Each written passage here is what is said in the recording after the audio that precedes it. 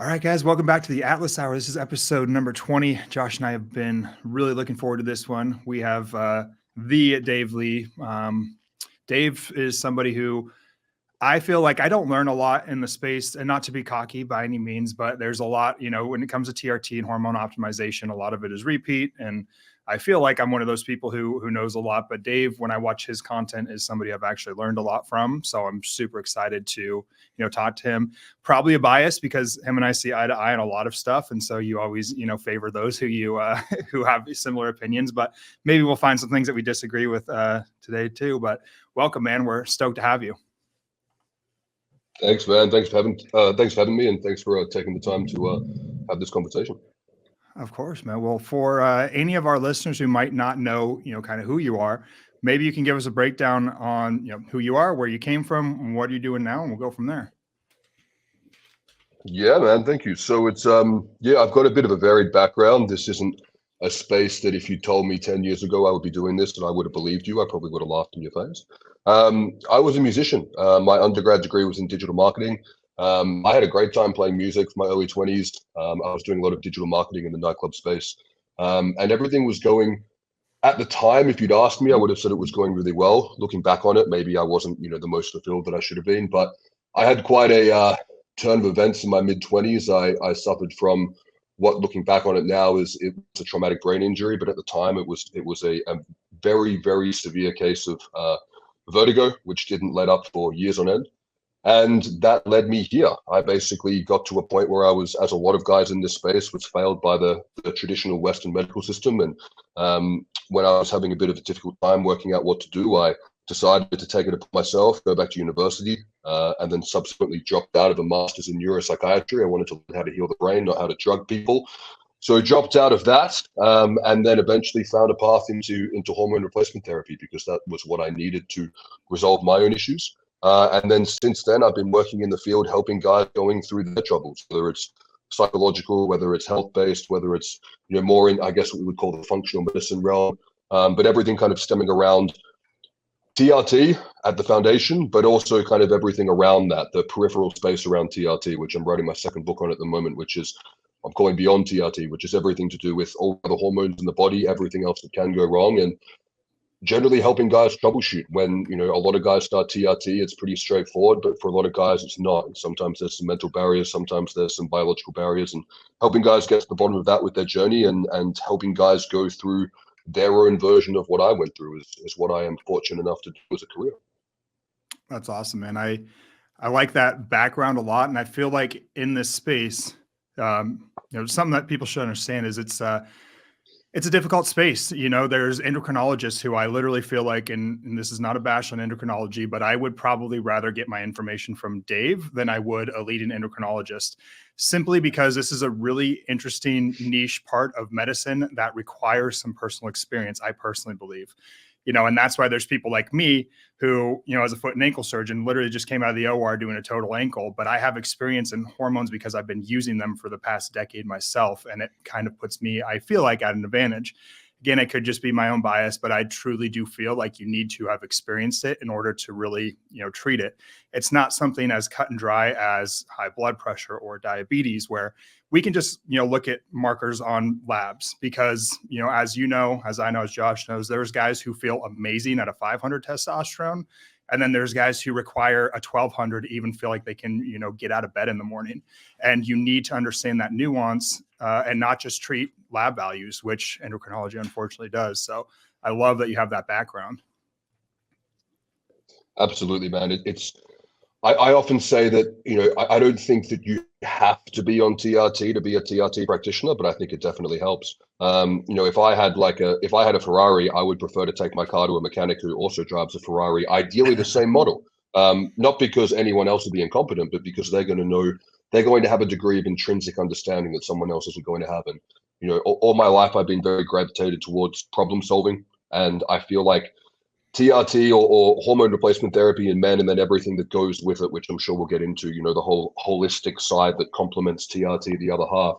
I feel like for me, that was solving the problem of, one of these big questions I had before I, had what happened to me happen, which was trying to understand why we live in a world that has never been better, depending on who you ask. We've never had more access to all the best things in life, but so many people just can't be bothered getting out of bed in the morning. And to me, there was this huge disconnect between how we are feeling and how we should be feeling.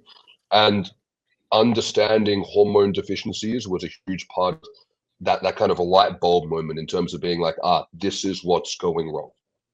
Yeah, I want to talk about that for sure. Let's just dive straight into that, because we've had this discussion. Like, why are, I guess we'll focus mainly on men today because we're talking about male hormone optimization. So, exactly like you said, in a perfect world, kind of with all these great conditions, why are men so unhappy? Young men in particular. What have you found in your both your research and just your practical experience?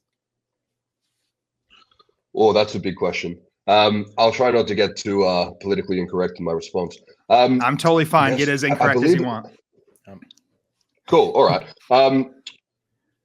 I feel like one thing that I'm going to quote Rollo Tomasi here is that young boys are often raised as defective women. That was definitely something that came up for me a lot in my childhood. I was someone who didn't learn particularly well by the books, but learned exceptionally well by doing, experiential learning. And that was something that eventually I did a lot of my learning through plant medicine. That was how I learned a lot of things around how we work, how the world works, and how a lot of things work. So I was always a problem solver, and I think that a lot of men coming up a disenfranchised educational model, schooling, I think fails a lot of young boys.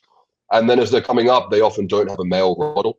They don't have a positive, I guess, a lot of them, there are a lot of great fathers, but there's also a lot of terrible fathers or absent fathers. And then as a whole, especially now these days, young boys are being told to be ashamed of who they are as men. And I think that's a huge problem. So you've got this whole side of things, which we'll call the psychological side.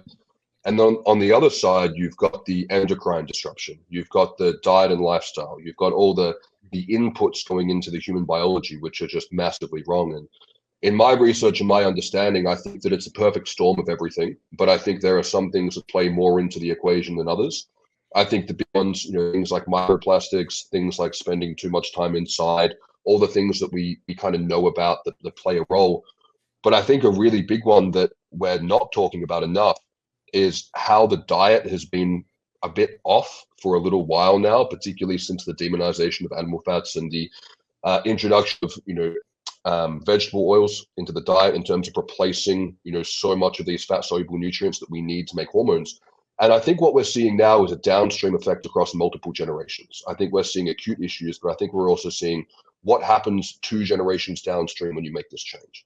And I think that when you combine all those things together, I think boys and young men are having an identity crisis. And I think that what's happening is they're coming into their 20s, they're coming out of puberty, and they're coming into this formative time where they're supposed to be finding who they are, finding their purpose, thriving, being at the peak of their biology, early 20s, and they're feeling full. They don't even want to get out of bed. I mean, some of them even want to end their own lives because they just can't deal with keeping their room organized and going to work. And I think it's not just a failure of discipline and a failure of not trying hard enough. I think it's also a failure of the biology. And I think a lot of the time these young men are being told that the problem is their character. The problem is they're not trying hard enough. The problem is they haven't watched the right motivational speech or read the right self-development book. And I think that's part of it. But I think also a huge part of it is, and you see this when you see their blood work, is you get guys who are doing everything right, and they've got the testosterone level of a geriatric 90-year-old. For sure. Absolutely. I think it's interesting too. I like the combination of both, I guess, the nature and the nurture, you would say. My theory recently is probably that there's a significant amount of nurture that goes into that. Because I don't know, I just haven't seen a ton of the data on, and this is my own just, ignorance on, the microplastics and all of that. I haven't dug deep into it, but what I do see daily is that the nurture side of the equation is just completely skewed from, before when you were a kid. I mean, when I was a kid, when the sun came up, we got up and we had to go work in the garden before it was too hot. And I would work until around 11. And this is when I was young too, like 8 and on. And by 11, when it got too hot, we were allowed to just go on our bikes, and we would go all throughout town on our bikes. I would be left alone, and we would climb trees. We would shoot BB guns. We would make fun of each other. We would swim in pools and lakes and go jumping off rocks. and people don't have that anymore. And I also had an older brother that just picked on me every single day, which I'm so happy about, and now like the things that he did to me would be like, he would be put away and it would be like bullying, and he was bullying me, but it was great for me, so happy that he did. So I see that a lot these days. I feel like the nurture side of things, I have no data on this, but I do feel like somehow the psychological aspect of that translates into lower testosterone levels. And I see guys who, they have a certain affect and a certain belief system that I think somehow has a major impact on their hormones. Have you seen that too? Yeah, man, I couldn't agree more. And these are the things that you really delve into where, and we can talk about this more if you like in the ayahuasca side of things, in terms of the relationship between the consciousness and the vessel, and how our beliefs and how our experiences form who we are, and then how who we are forms how we show up in the world, and then that changes the discourse of our life. I was, it sounds like we kind of had some similar childhoods. I was very fortunate. I feel like I kind of grew up, I graduated from high school in 2009. I feel like I kind of grew up on right on the cusp of this. It was the kids in the year below me we still had to write everything with pencil and paper. Mm-hmm. And I lived in a cul-de-sac when I was younger. I was an only child, but I was very, very blessed to have the house on either side of me with a child who was born in the same year as me, which was amazing. So after school, we'd all take out like little BMX bikes, and we used to do these things in Australia. We call them ghosties, which is where you basically get as much speed as you can on your bike, and then you bail off your bike and see how long it will go without you on it. We would just basically we wouldn't be trying to hurt ourselves, but we would just basically be doing stuff that we get told off for doing, to push the boundary to see what we could get away with. And the rule was be home before the sun goes down. And that was something which, like, looking back, I never would have understood how imperative that was for my development. And then the other thing that I'm very grateful for is I went to an all boys school. And when we were in I believe it was year 10, they put us, so we had to do like I went to like a very nice school. Like it was a lot of I call them snowflakes that kind of went there. Very, very upper socioeconomic bracket. And every year they'd make us do some degree of outdoor education. So you'd start in like year 5 or year 6, and you'd go out for like one night in a dormitory. And the next year it'd be one night in a tent, and then it was like 5 nights in a dormitory. And it would great. They'd kind of progressively overload your exposure to the outdoors, which. And looking back on it, like people like myself, I mean, I liked playing video games and eating McDonald's. I didn't play any sport. I didn't do any of that stuff. I hated this. This was like the part of the year that I dreaded. And in year 10, kind of culminated to this what they called an expedition, which looking back on it, it was meant to be a rite of passage. And I picked what I thought was the easiest thing, which was sea kayaking. And it turned out to be the hardest one. I just completely fucked it up. And it was up at a place in Western Australia called Ningaloo Reef. So it was like a 14-hour drive on my birthday. And we got there, and basically it was a staged sea kayak of this whole Ningaloo Reef, which is one of the most amazing things you'll ever see. But it was all day in the blistering desert Australian sun, and you just basically kayak, and then you'd get a bus back to your tent, and then you'd cook your food, stay the night in the tent, and you'd repeat for 10 days. No showers, no comforts, nothing. And that for me, it kind of like, subjectively, it just towed the line of being traumatic. It wasn't quite enough that it was torturous and it messed me up, but it was so far beyond coming home and drinking a can of Coke and playing the latest Zelda game that it really, really rocked me. And I remember so clearly, one of the most vivid memories I have is that shower after that 10-day expedition and coming back and feeling like a different person. And now when I look back at When I look around, at the men who I idolize and the men who I admire, they've been through some kind of very difficult rite of passage. And I don't think that was a particularly difficult rite of passage, but I think it was one. And for me, going through what I went through when I was 25 and going through that debilitating vertigo and not being able to walk properly for years and being completely broken down and rebuilding, at the time, if you told me I would have been grateful for it, I would have slapped you. But now I'm like, I am so grateful that I had the opportunity to go through something that was so unbelievably challenging. Because when I came out of that on the other side, it set me up to have a productive and resilient 30s. And I feel like for a lot of these guys coming through, they don't have that hardship, whether it was inflicted by chance or whether it was, put upon them as like a trial for them to get through when they came of age. And I feel like missing that rite of passage is something that you go through that you think that you can't get through, and then you do.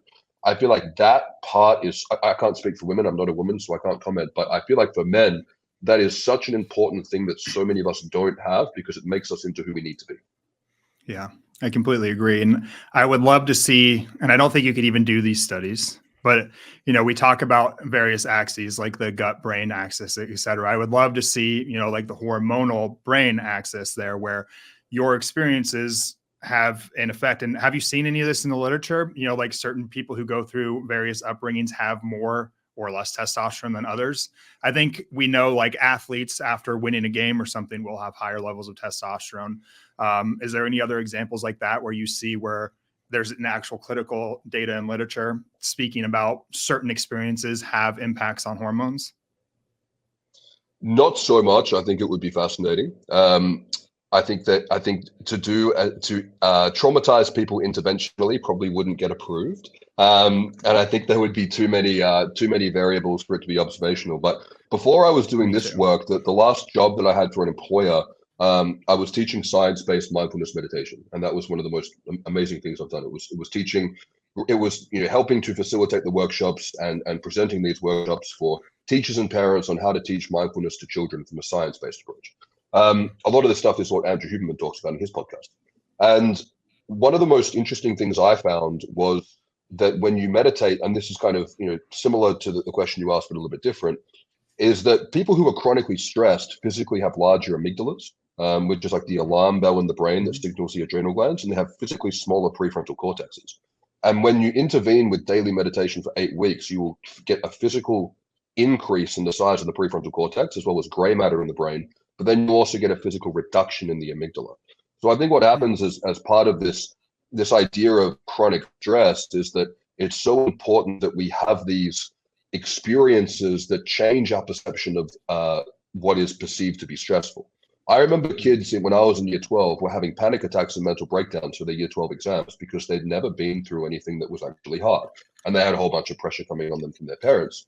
Um, and I feel like that was such a good example of going, okay, this is not something that is objective. It is like those exams are pretty fucking stressful. Like objectively, it's not life or death, but because they didn't have this resilience, their bodies were perceiving this as a much more stressful event than it needed to be, and it didn't serve them.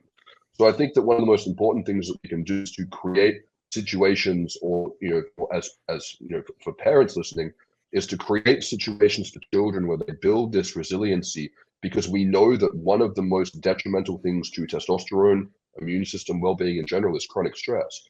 But we also know that stress is subjective, not objective, in terms of how the body perceives it. So we do see that there is a physical change in the way that the brain works for someone who is under chronic stress. And we also know that stress, it's not that the brain is blind. All it perceives is how we respond to the stressor, as opposed to what the stressor itself is. Yeah, it's awesome. I think that's great advice for parents. My parents were super hard on me, and I don't think they knew what they were doing. I'm very grateful to them now, but I think they just came from a different generation where, like kids were kind of, they were a little bit less than their parents, but at that point, kids were really supposed to, be seen and not heard. Like we made sure to not, be loud around our parents. If my dad, raised his voice in any way, it was like silence immediately. Like I said, at like age 8, I basically, it was time for me to start cleaning all my own clothes. My mom would not do our laundry for us. They put us out in the garden every single day. Every Sunday, that was an entire day dedicated to just housework. Like no playing. It was, if you had homework, you could catch up on that, but the rest of the day is going to be housework. We're going to be chopping wood and stacking it, or anything like that. And I hated it at the time, but I'm so grateful because I feel like it put me, years above my peers when it came to that resilience. Another thing too, like even when I was in college, our science courses were on Monday, Wednesday, and Friday mornings. And at my college, Thursday night was a big party night. And so by Friday, it would basically wean everybody out. It would be myself and maybe 5 other people in a lecture hall of 200 people. And I was like, I just had that resilience and the respect for my professor and just the drive to succeed, because I think of all those things my parents instilled in me. I just fear now that when a parent tries to do anything, hard to their child, they're looked at as being abusive, which is crazy. Absolutely. I think the discourse at the moment is that we want to raise happy children, not capable children. And I think that's something that is blowing up in people's faces. And when you look at the rising rates of the diagnoses of mental health disorders and the rising rate of medication for everything from adult ADHD, anxiety, and depression, it's clear that the younger generation is not handling the world very well. And I think that, the world is changing and the world is evolving, but we've also entered and evolved for a pretty long damn time. So yeah, I think that it comes back to exactly what you said before. It's that combination of this nature and nurture. And I think that it's whenever people are looking at hypotheticals and going, is it this or it's that? It's always both. It's always both. Yeah, true. And another thing that I've seen that I feel like is highly detrimental is the availability of extreme dopamine hits, be it, TikTok, or I mean, a kid gets handed an iPad now at basically, infancy and on. And so they're never left to, I would have to, and I'm sure you guys too, we would have, if your parents are in a meeting, like you're in the corner making up scenarios in your head, you have maybe one action figure to play with. And like, I would have to come up with this whole imaginary world and keep myself entertained. But now they have extreme dopamine where it's, they're getting bombarded with YouTube channels and they age a little bit. And then it's TikTok where, reels are maybe on, or whatever they call TikToks, are probably like 5 seconds on average. So it's boom, boom, boom. And then even worse, I think, is the availability of porn to these kids because they're exposed so early. And that's like as extreme of, dopamine as you can get. I think we see in the literature, porn releases more dopamine than actual sex. Going back to like our childhood, we had a fort that all the neighbor kids kind of built together. We had like one ripped up old porn from like the 70s, magazine that we would all share in there. But the barrier to getting to see that took a lot of effort. That was dopamine in itself, because we had to stash it away. We had to make sure nobody else was going to be using it. We had to hide to make sure. And it was not easy. And same with the internet. When we finally got that, booting up the internet probably took 10 minutes in and of itself. And then you had to probably deal with 7,000 different pop-ups or trying to get rid of viruses that you put on your family's computer. The barrier to entry for porn was so much higher. But now they've, can probably see it. It's so young. Another one funny story is my brother's 6 years older than me, I think. I don't know, people listening may not even know what Blockbusters or video stores are, but they used to have an adult section in the back that was like, you had to go through doors. When I was young, I think I was probably 5. My brother's 6 years older than me, so he's going through puberty, and he made me go in there, and he would make me steal the covers of the videos, put them under my shirt, and he was like, if you get caught, you're only 5, just say you got lost. And I'm like, okay, and I just steal them and bring them back to my brother, and we just look at one set of boobs, for months on a cover of a porn. That was all we got. Yeah. I remember for me, it was surfing magazines. It'd be like tiny little photos of like bikini girls somewhere in there. Yeah. And that was it. And that's all it was. And I was in the area I was living. For anyone who's listening who's from Perth, Western Australia, and knows how terrible Australian internet is.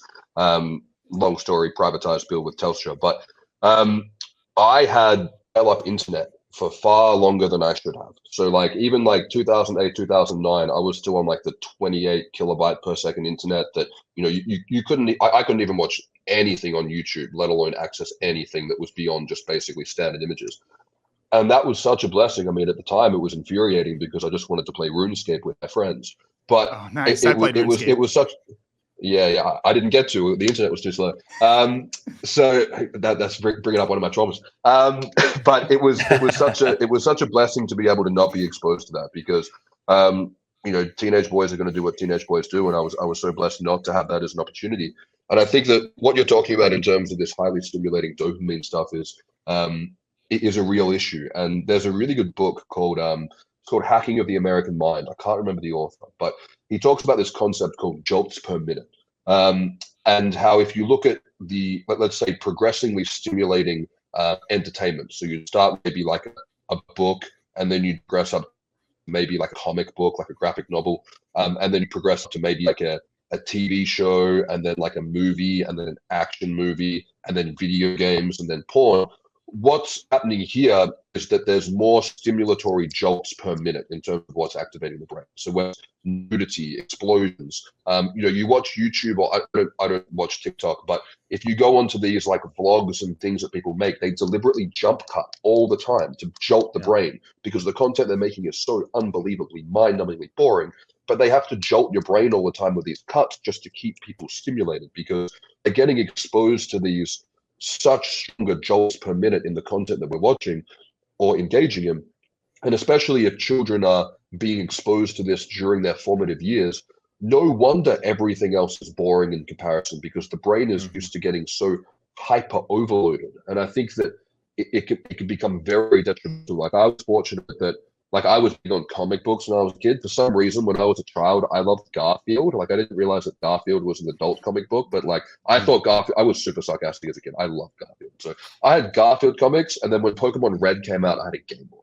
But like, I didn't like any other games, and I was too colorblind to play any on like a Game Boy Color. So for me, it was just Pokemon Red, like my entire childhood. And like, I'd played that game through 1,000 times. I'd beaten it like so many times, but that was all I had. And like, looking back then, people were going, "Oh, video games are harmful. Video games are Yeah. harmful."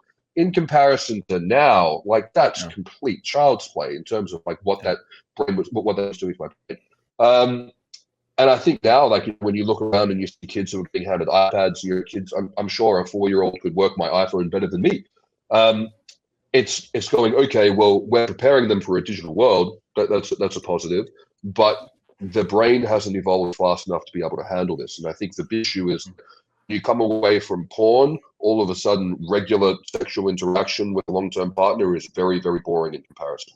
When you come away from your highly stimulating, super realistic video games, life is extremely boring by comparison.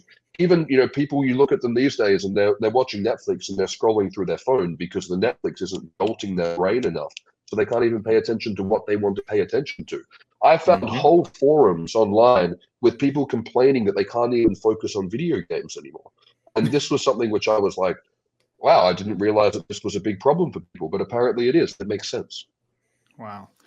That's wild. Well, I think we've established there's obvious issues, and I think I'm hoping that our target demographic is probably, like 18 to, I don't know, even like 50s. And I think that's kind of your target demographic too. So since a lot of younger guys have unfortunately come up in this era, where do they start? Do you start with just get me on testosterone, or do you start with some of the lifestyle stuff first? And what is it? Is it restricting yourself from porn and these, dopamine hits, exercise, nutrition? What is your kind of your prescription for right off the bat? A guy's coming to you at 19 years old and just says, basically, I'm super down. I don't know why. I'm not motivated to do anything.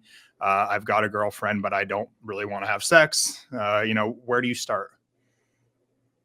Yeah, it's a really good question. And I think there's multiple paths to the same destination. Um, if you'd asked me this maybe a year ago, I would have given you a different answer. And I think previously the answer I would have given is start with comprehensive blood work and an assessment from someone who knows how to interpret it. And that's comprehensive blood work is often more comprehensive than people think it is, and knows how to interpret it is often a bit more complicated than people realize as well. Whereas nowadays, if you ask me the same question, I would say, and it's what I just gave a presentation on it, my friend Ali Gilbert's Silverback Split, which is, I think, and I don't think this is for everyone, but I think for the majority of guys in this circumstance, I think they know the things that they're doing that they shouldn't be doing. And I think they Mhm. know the things that they aren't doing that they should be doing.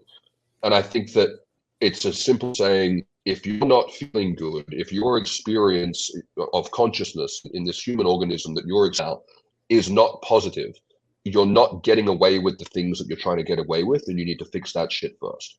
Because even if your testosterone is, suppressed and low, and you become like the ultimate biohack supreme, and you still can't bring your testosterone up off the floor, which does happen. There's this very, very strong false narrative that if you're young and you do everything right, you'll have optimal testosterone levels. That sounds great on paper, but it doesn't check out. It does for some people, other guys it just doesn't work for.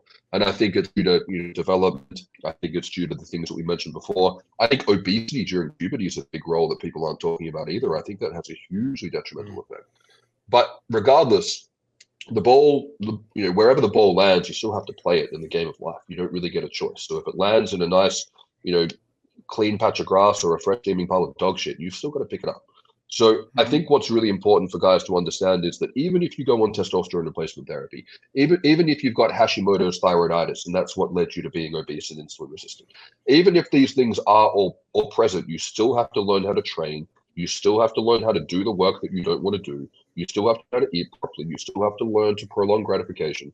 All of those things are skills that you have to learn. So I say start with that because it's free. Well, it's not everything's free, but you don't have to go out and get a blood panel and book in an appointment just to have someone like myself say, stop drinking 6 beers a night. Like it may not solve all your problems, but it's the lowest hanging fruit. So we're going to start with that. So I think I think guys need to take a step back. And I also understand that a lot of younger guys don't understand nutrition. They don't understand micronutrients. They don't understand macronutrients. They don't understand the importance of resistance training. They don't understand the things that people like us probably know as bread and butter. Back when I was like 17, 18, I was, my goal was to have my hair as long as possible and to be as skinny and lean as possible and look like Mick Jagger on stage. That was my goal. And I was so fortunate that when I rocked up to the gym, how I mentioned before in the cul-de-sac, there were the kids living either side of me. The guy who used to live to the left of me, he was at the same gym and he'd become like this huge jacked rower. And I was like, oh, you can teach me how to lift weights. So he taught me everything about lifting weights, about eating, around all this kind of stuff. So I had a mentor to bring me up and teach me these things. I completely get that a lot of guys don't have that, but you've got YouTube now. You've got so much content for free. So I think that there does have to be an onus to go, okay, we do need to learn about these things. And we also do need to create resources and create platforms. And, that's why I think, what Marek Health does is really good. It's why what I've tried to build around in terms of my platform, in terms of, education around these topics and going, okay, this is where you start in terms of doing all the things that you need to do and don't do all the things you shouldn't be doing. Do the work and drop the glasses like that. It's so simple. And I just say, if they go, what do I start with? I go, do all the things that your grandma told you to do. Go outside, don't play too many video games, eat home cooked food, like just simple stuff. And when those things don't get you to where you need to go, understanding that, okay, are we dealing with a biological issue? Are we dealing with a conditioning psychosomatic issue in terms of, are you just defaulting to your maladaptive coping mechanisms that you're not aware of, which a lot of us do? And having someone who can make a comprehensive assessment, who's not trying to sell you a bunch of shit, to go, okay, do you need an intervention or do you need someone to help coach you and help support you in your journey of what you need? And I think the blood work, that's where the blood work comes in, because the blood work is not completely objective. There is room for interpretation. There is room for people having different opinions in blood work.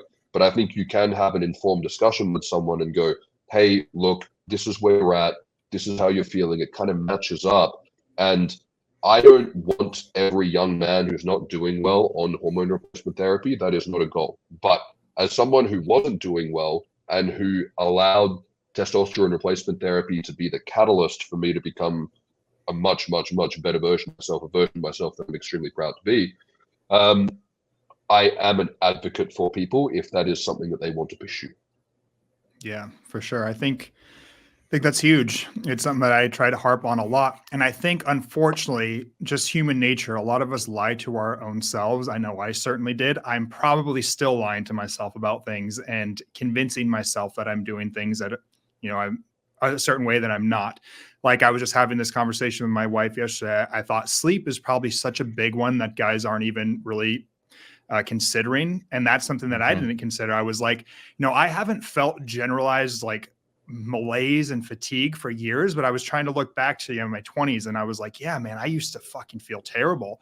And I thought about it and I was just thinking I had to be at work at around 7, which means I probably got up around 5:30. I remember going to the gym sometimes at 9. And so if I was at the gym till 9 and then I ate dinner and then I watched TV and everything, like I was probably getting 4 hours of sleep, but telling everybody I was sleeping fine. I thought I was, because I need to actively try to like cut everything off now. And it's hard. Sleep is a big part of my life that I need to cut off like a 10-hour window for to get, wound down and then to wake up and everything. And I know I wasn't doing that. There's a lot of little things though. Guys will be fooling themselves, telling themselves that they're eating well, that they're exercising properly, that they're getting the sun exposure.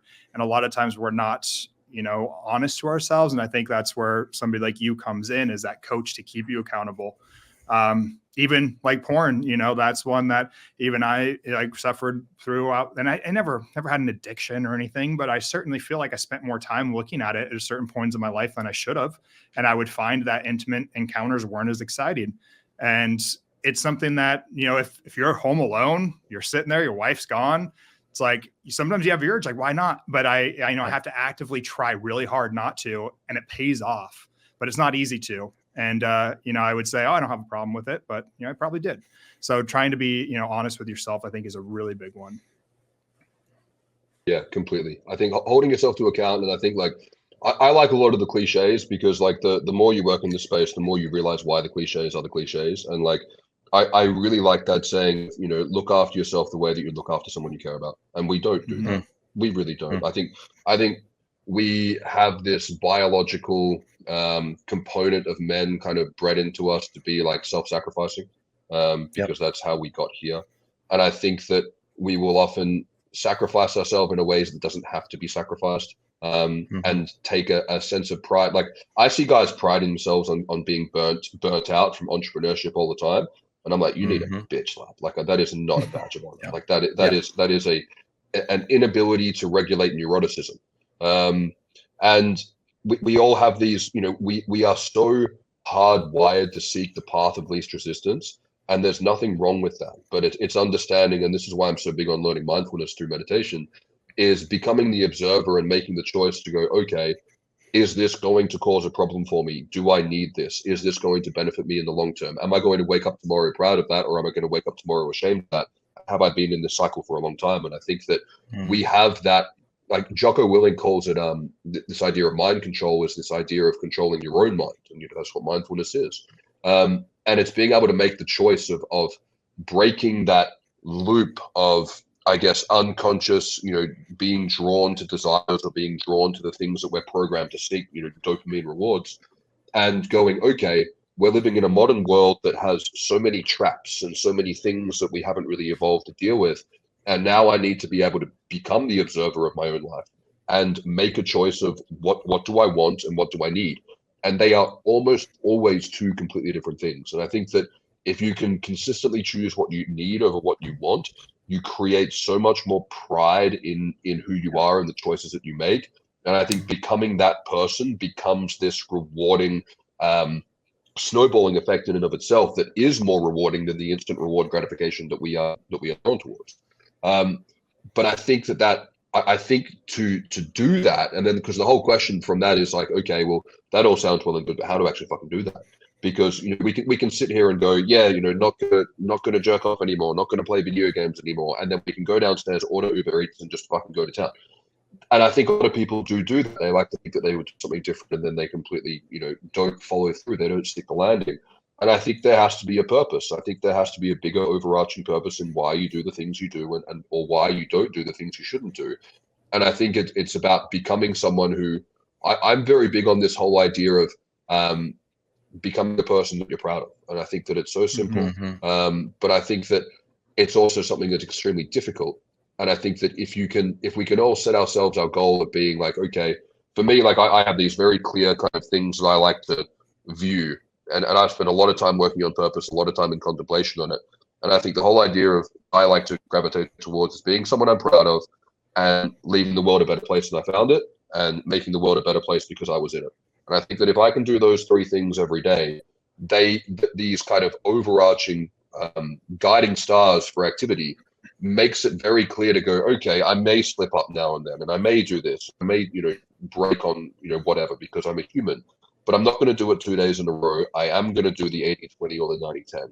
And I am going to have an overarching meaning for what I do. And I think that if we can be kind and compassionate to ourselves, but also hold ourselves to account and find that balance, which I think is very difficult, that's how we kind of navigate out of this mess of basically being self-aware of the fact that we aren't serving ourselves, which I think creates this quite strong sense of cognitive dissonance, which a lot of people have problems with.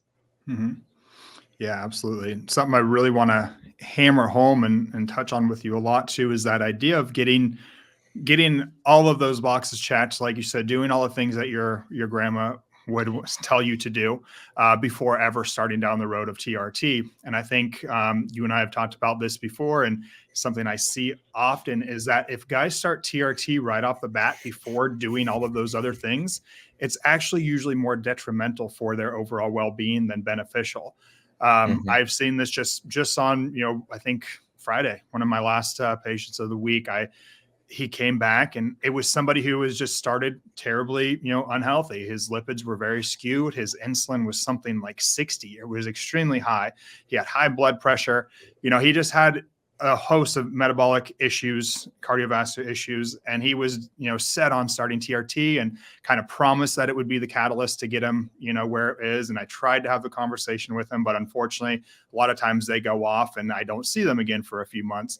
And then he's coming back and he's, just complaining about all the negative things that testosterone is causing. He's breaking out insanely all over his face, his back. He's got cystic acne. His blood pressure's worse.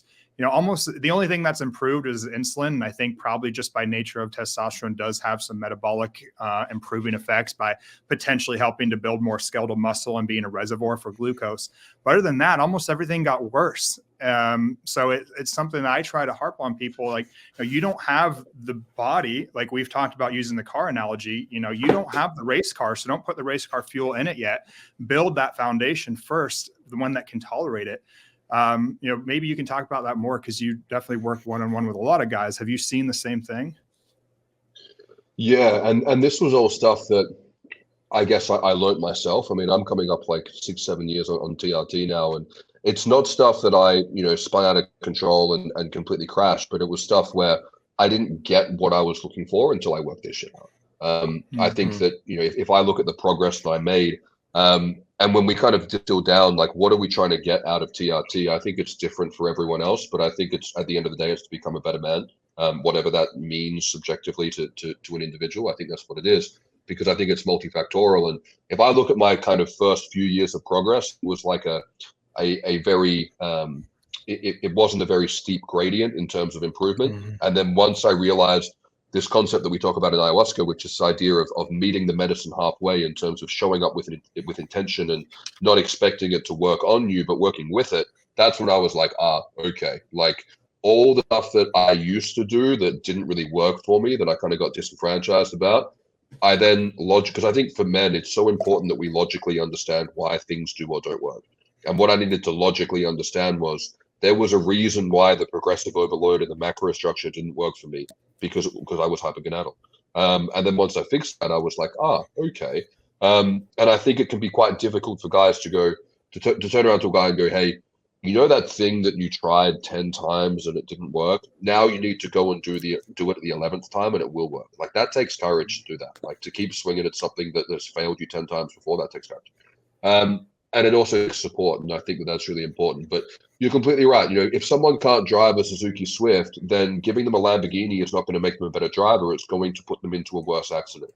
And the analogy that we spoke about before is like, if your car needs a service and all aspects of your car need a service and you don't know how to drive, and you go to the mechanic and he goes, I've got a solution for you. Let's put in a massive Lamborghini engine. You're going to rip out of the car yard, which is the honeymoon period. They go, felt great, tons of energy, libido was fantastic, and then I crashed, and then I went kind of right back to where I was before, and then I started to get these side effects. And what I observed just from coaching guys, coaching guys full time in the space of TRT for years, as well as being a moderator in so many of these groups, making the YouTube videos and reading the comments, is the majority, and not all of them, a lot of the issues that people have on TRT are relating to like genuinely bad protocols, or they have undiagnosed existing medical conditions. They're not getting treated. But for a lot of guys, it wasn't that there was a problem with the car. It was a lack of ability to drive. It was going, hey, all the stuff that was causing you to have suppressed testosterone, that was causing the secondary hypergonadism, your body was then, and this is the most important thing that I really tried to drill home in that Silverback Summit speech. If anyone wants to check it out, you can check it out on my friend Ali's website, is that if your body is actively suppressing your testosterone production because of the feedback that you're giving, so if you're putting the wrong thing into it, or you're not looking after it properly, and it's suppressing your testosterone levels, if you then go and put a bunch of testosterone in there, it's not going to metabolize properly. It's not going to be received properly. It's simply not going to work. You can't push your body like that into the direction that you want to go just because that's the direction that you want to go. It's too complex. And it's like it's trying to play God, and it just doesn't work. The body will fight back. And this is what I see cause the majority of side effects, whether it's someone who's obese and they're jacking their testosterone levels up to a fit, healthy young man. It's like, dude, you're not a fit, healthy young man. Like, it's not going to work, and it's not going to turn you into a fit, healthy young man. If you buy a Lamborghini, you're not just going to become a race car driver sitting behind that wheel. It's not going to happen. And that sounds ridiculous, but the other one, to a lot of guys, doesn't. And I understand how guys get to this point, because for guys who are not health conscious, maybe they work in a completely different profession, they've never learned about nutrition, they've never learned about science. Like, it doesn't make them stupid people. It just means they've got different skill sets that don't translate. I completely understand this logic of going, because I think men are very logical, and I think it's going, okay, I felt shit, so then I increased my testosterone and it made me feel better. Therefore, if I'm now here and I want to be up here, if I went from a 0 out of 10 to a 5 out of 10, that means more testosterone is going to take me from a 5 to a 10. It makes sense, but it doesn't work. And that's one of these very difficult things to work with guys on, is going, hey, what they told you when you started TRT and what you were sold on. I mean, selling a guy testosterone is like selling a thirsty guy in the desert a glass of water. From a marketing standpoint, like, easiest fucking sale in the whole world, especially if you don't have good intentions. You can sell a whole bunch of testosterone without even trying. But the problem is going, hey, the distance between your expectations and reality is quite large, and you're not going to get to where you need to go unless you do all the things that you were trying to get away with. And I think that sometimes guys think and go, okay, well, if my testosterone's covered, then I don't have to eat well, I don't have to sleep well, I can drink more booze and all that kind of stuff, as if testosterone is the only variable in health, which unfortunately, gentlemen, it is not. It creates this, I think, on the contrary, you're actually signing up a deal where you're going, hey, if I'm going to inject myself with the levels of a healthy male, I'm making a commitment that I have to become that healthy male. Otherwise, it's not going to work. And that's something that is just not spoken about. And it's not something that I researched or understood going into this. It was something that you learn from observation and go, oh, this is actually the biggest variable respond to treatment, is how well they look after themselves. And then when you look at it, when you say it like that, you go, that's just common sense, right? Yeah. That was 100% like kind of the impetus to Josh and I starting this podcast, was that we were going like, man, this advertising is fucked. Like, it basically is advertising to any guy. Like, have you ever felt tired in the middle of the day? Do you ever not want to go to work? Every guy is like, yes, yes, yes. And then it's like, well, we've got the answer. Just do this and everything is better. And both of us were like, whoa, both of us have been on, we started with the extreme steroid use, where you're taking a TRT dose times 10. And so we saw how it was and the personal, subjective effects. And for me, I saw this at the accelerated, exaggerated level, where I was using it for bodybuilding purposes, and I was using the doses that bodybuilders were doing, but I wasn't doing all the work that bodybuilders would be doing, and I didn't get the results. And so the same thing happens for TRT. So for me, it was, I wasn't doing good progressive overload. My diet wasn't dialed in. My sleep wasn't dialed in, my recovery, all of that. And so I got really suboptimal results. And I thought, oh, I'm just not a good responder, or, oh, my gear is bunk, blah, blah, blah. Where the same thing happens if you're just saying, I want to be a better man. I want to feel better. I want to be more motivated to go to work. I want to do a better cardio session after work. I want to be able to play with my kids. And you're not getting that from TRT. It's probably because you're not doing the work required. So the same thing happens on either end of the spectrum. And that's 100% why we started this, was because, the testosterone is great. It's an amazing tool, but it's one tool, it's like 1/100th of everything else that goes into you becoming the man that you want to be. And unfortunately, it's kind of advertised as being 99%, and the 1% will figure itself out. I mean, I can literally remember talking about lying to myself. I remember sometimes having shit workouts and literally thinking, it's okay, it wasn't that great of a workout, I'm on testosterone now, like, I'm going to make like in my first few cycles, I remember thinking that, like, I'm on a ton of drugs now, it's good, I don't need to do that extra set. And that's kind of how I'm sure guys are thinking too, like, oh, I'm on TRT, I can skip this cardio session. You do that 3 or 4 times and now you have a habit.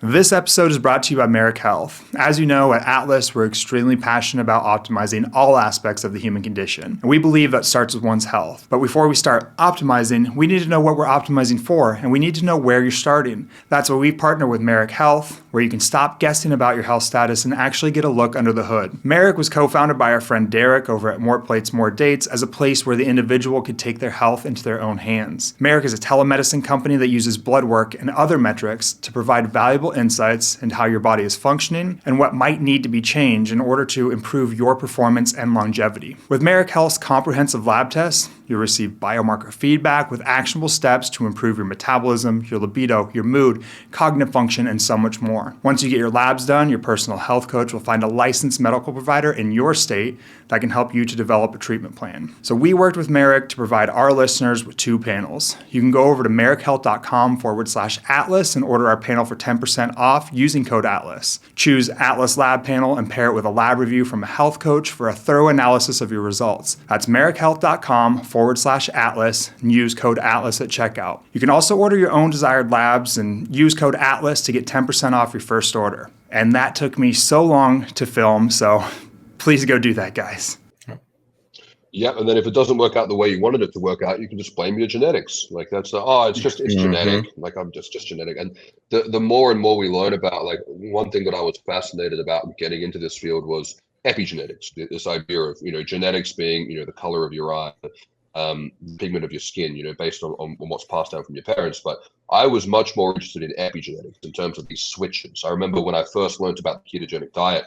Related to brain injury, when Dominic D'Agostino first spoke about it on Joe Rogan, I was like, fascinating. If you change the macronutrient structure, it will alter this in your microbiome and this in your neurochemistry, and then this will completely change this.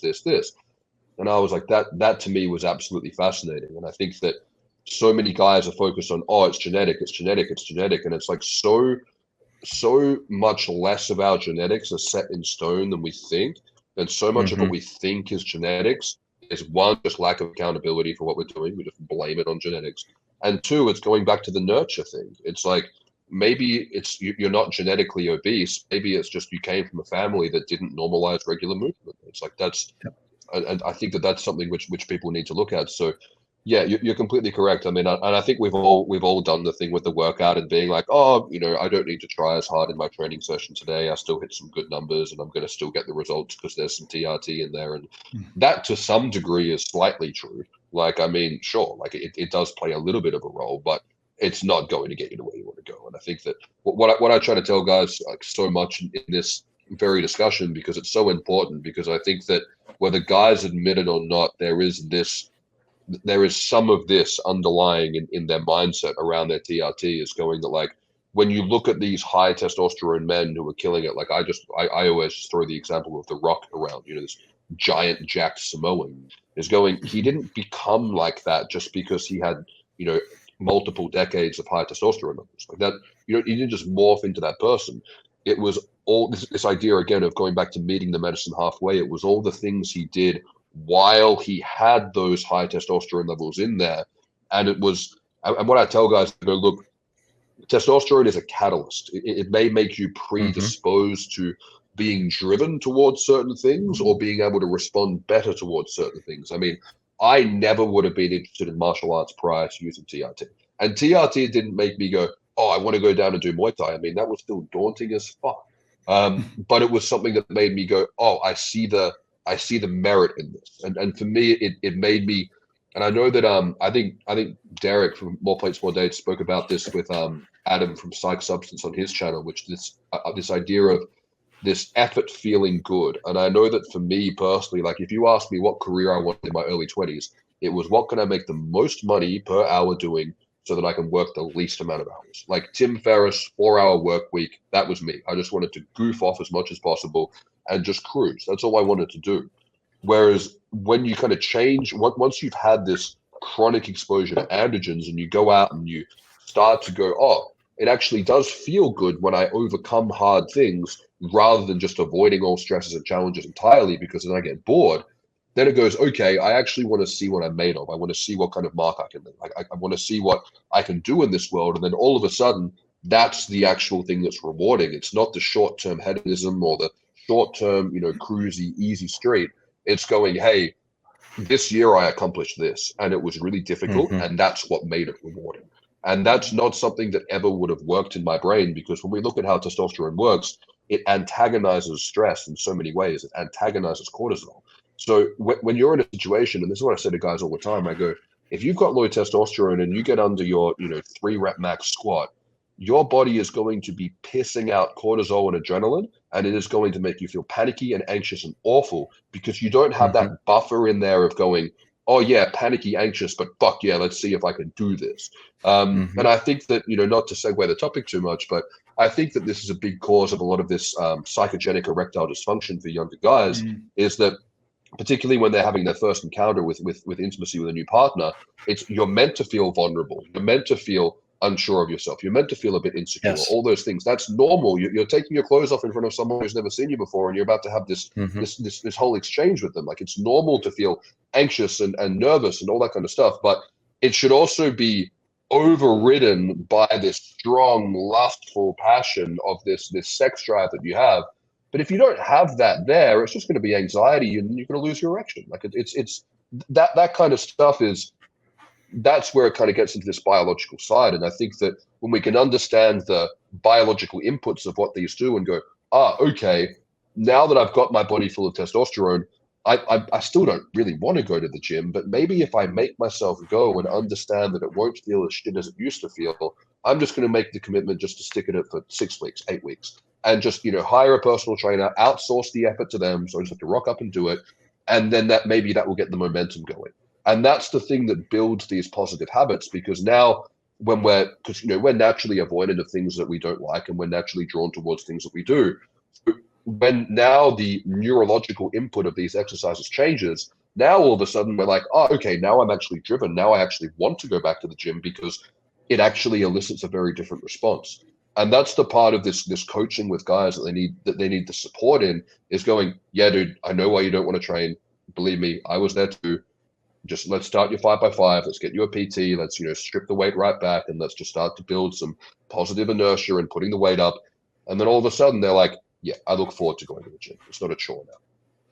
For sure. Another thing I wanted to definitely touch on with you. So we just talked about how you need to have your body ready to receive testosterone, because you will go through, massive changes, and you need to be a certain version that can handle that. Something I never thought about until I think I talked to you off air, and you brought it up, kind of, was the psychological component of what's going to happen to your brain on testosterone. And when I did some introspection, I looked at myself, I'm like, fuck, I don't think I learned how to navigate my own brain on testosterone for probably the first 10 years, until just like probably this year. I feel like I'm finally becoming a mature man, where before I was kind of just a young boy in a man's body with all this amazing, with good looks and, and a body and everything. And I kind of fucked up in a lot of ways. And just for a little thing, what I'll talk about is, before now, I pretty much cheated on every single girl that I was ever with, and there was times when I'd have like 5 girlfriends and things, and literally none of them knew about each other. And I was just doing terrible shit that, looking back, and this was, not TRT, this is excessive androgens and other things like tren and stuff in the mix. But I've seen this happen recently after you brought it to my attention, where just an example, a kid came in and he had low testosterone, but he's, he's done well for himself up to this point. He's got a wife, he's got a good career, blah, blah, blah. We get him on testosterone. He feels great, but he goes to Vegas for work and ends up cheating on his wife, which he felt he would never have done before TRT, because he's a nice Christian boy and a very, very, religious. And he's so focused on loving his wife. And he came back to us in tears, like, I fucked up. I would have never done this without the testosterone. And he's probably right. So, what kind of things do you prep guys on for what they're going to go through mentally, psychologically, when they get their hormones optimized? Yeah, it's a very real thing. Like, I think the biggest one that comes up is aggression, because like, I think a lot of and this is, I think what we spoke about, is that guys will go, oh, yeah, I'm calm, I'm not aggressive. And it's like, it's because you don't have any fire in you. It doesn't mean that you can control it. It just means there's nothing there. So when they do start to get a temper, they've never had to regulate it, and all of a sudden they're flipping out at the traffic lights, or if they've got a lower IQ and they're not self-aware, they're starting fights in nightclubs and getting their head caved And I think that this could be something that's very problematic, is that it needs to be addressed, is going, hey, yeah, you've never felt this kind of this rage. You've never had everything go red and then everything goes black. You've never had to stand there and go, oh, I do want to do something about this, but I don't want to accidentally have this guy fall back, hit his head, and then go to jail for the rest of my life and take someone's life by accident. These are things where if you're not prepped on that, and depending on your experiences and depending on what you've got going on underneath and where you're at, in your emotional maturity, these can be things that will lead to split-second decisions that will fuck things up. I often joke that when guys are talking about their libidos, I go, one of the most dangerous things is being in your 30s and having a 6-figure income and then having the libido of a 15-year-old who's just hit puberty. That's a fast track way to fuck up your life. And I've seen guys do that. I've seen it happen a lot. For me, when I started TRT, I started it because I had this glimmer of hope that if I did 1 to 2 years of full-time rehab, I'd be able to walk without falling over. And so all I focused on when I got on my TRT is, okay, boom, I can do the rehab. And I just tunnel visioned that. So it served me very productively. But I often joke and I go, I wish I could go back and, be touring in music again from 18 to 25 with testosterone. But realistically, I'm glad that I can't, because I probably would have ruined my life. Because I was very timid and very avoidant of a lot of situations that a lot of other guys had a lot of fun in. But all the situations they were having a lot of fun in were also not safe. And I think that the things that prevented me in my young, naive mind of not knowing better from going down the wrong path was that I was anxious and afraid because I had low testosterone. So it's definitely something that doesn't get spoken about, and I think it's something that's really important. I often joke with guys, I go, don't download Tinder for the first 16 weeks. Like, don't go get some chick pregnant, because it will happen. I go, TRT is not a contraceptive, and there's I tell them, I go, learn about personality disorders, learn the red flags for BPD. Like, these are things that if your father's not teaching you, you need to learn them. So I often refer to things like, there's a guy, Paul from Apex Mindset. He's got a really good channel on like red flags and green flags for relationships, things like that. But I think they're the two big ones: is aggression, learning to regulate aggression. And the way that you learn to regulate aggression is you go and learn martial arts. You go to a boxing class and you get hit once and you learn that you fucking suck at fighting and everyone else is better than you. That's one of the most important things that you can learn, is not to go pick fights because, one, getting hit hurts, and two, if you don't know how to fight, you suck. That's I used to DJ when I was doing music, and I DJed every Thursday night, and I saw so many fights get started, and every single guy who started a fight did not know how to fight and decked by someone who did, every single time. So that's super important. And the other one is, it's learning to regulate your sex drive, and I think there's two factors for that.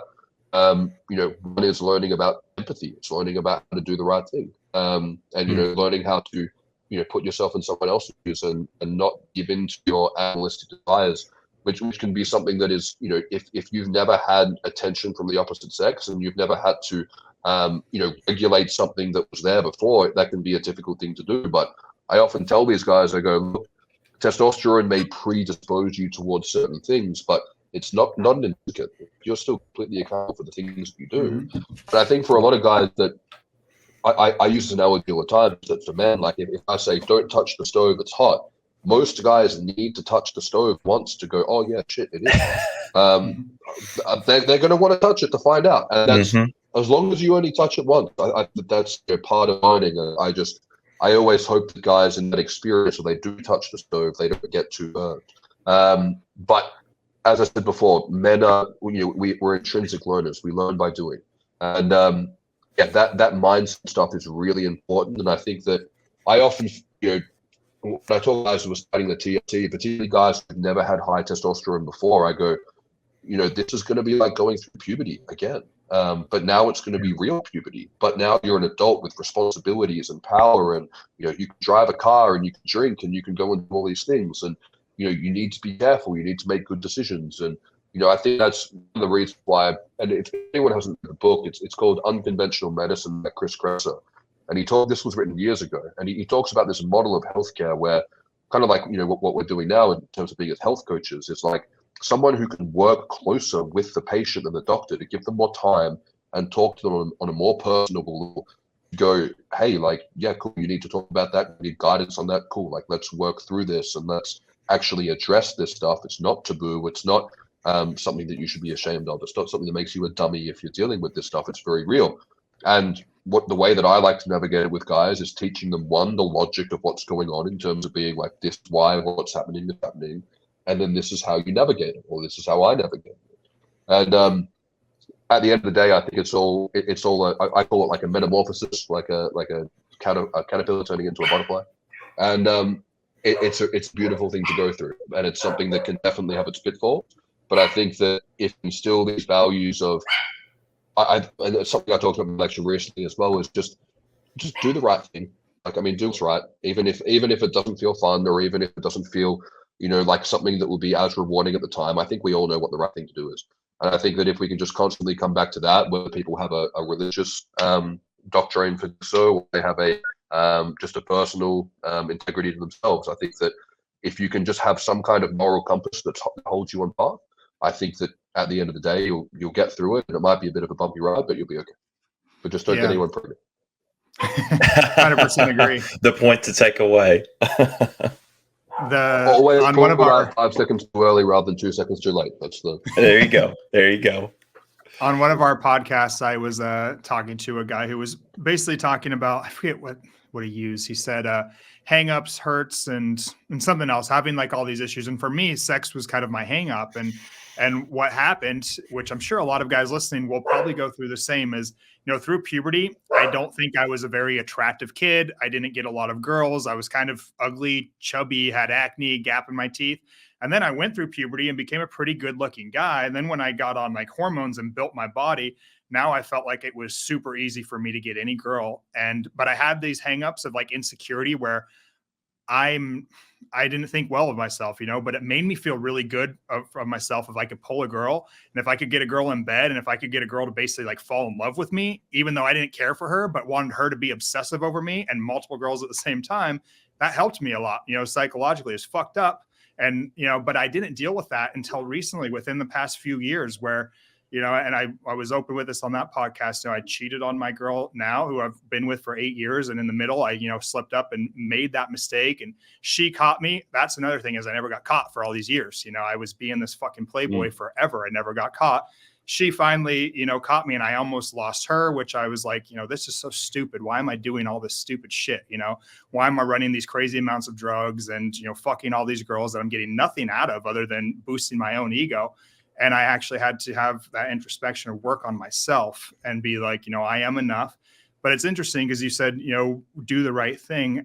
On that podcast, I talked about my life has become so much better when I changed that side. I was lying to myself then, like, hey, I'm cool. I've become a doctor. I've got a good residency. I've got a great body. I'm making money. Life is great, but it really wasn't that good. And then as soon as I started doing the right thing and my moral compass aligned, man, the world opened up for me. And now it's like, I feel like everything that I touch turns to gold, basically. And not to be cocky, but I'm just like succeeding so much in life because I constantly do the right thing.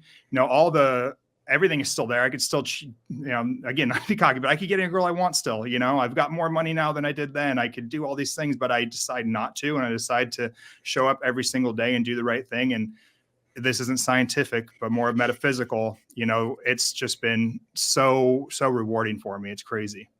Yeah, harnessing that great power, basically. Great power, great responsibility, right? Yeah. And it's interesting in terms of like the cheating thing. I think I'm quoting Andrew Tate. I know I'm quoting someone from that space, which is like, there's a difference between a guy who doesn't cheat because he doesn't have any options and a guy who doesn't cheat when he does have options. It's two completely different things. And when the guy who doesn't have options all of a sudden gets options, it wasn't the kind of like the discipline thing over aggression. It's like, it wasn't the integrity and the morals that was preventing from cheating. It was the fact that he couldn't, even though he wanted to. And I think I think when we come to these perspectives on why things should be the way they are, whether it's for us or other people, and I'm not out here telling people how to live their lives, but I can speak about what's worked for me. And I think that it's all of this stuff, we come to this point because we learned the hard way, and we speak about this stuff because we're like, hey, like, I learned the hard way, I learned from my experiences. And for me, like, the thing that taught me a lot about how hollow those kind of experiences were was, back when I was doing music, I mean, I never had, I had a super low sex drive because I had low testosterone. So I never did anything that I could have done. But the thing that I saw was, because I was the singer of the band that was, had the fucking eyeliner and the straightened hair and the skinny leg jeans, and we were playing the, the midnight slot. I saw how all the girls acted who came out who had boyfriends. I was the one who they were giving their attention to, and it made me absolutely, I grew up religious. It made me fucking repulsed.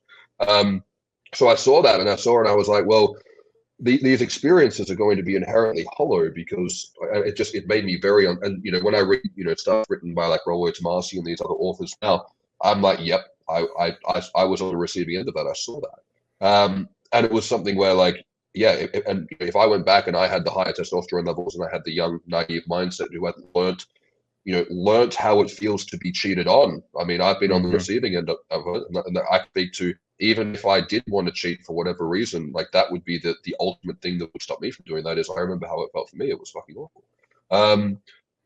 But these are the things that, this is how we learn. We learn from experience, we learn by doing. And I think that as long as we only touch the stove, once we touch the stove and we learn.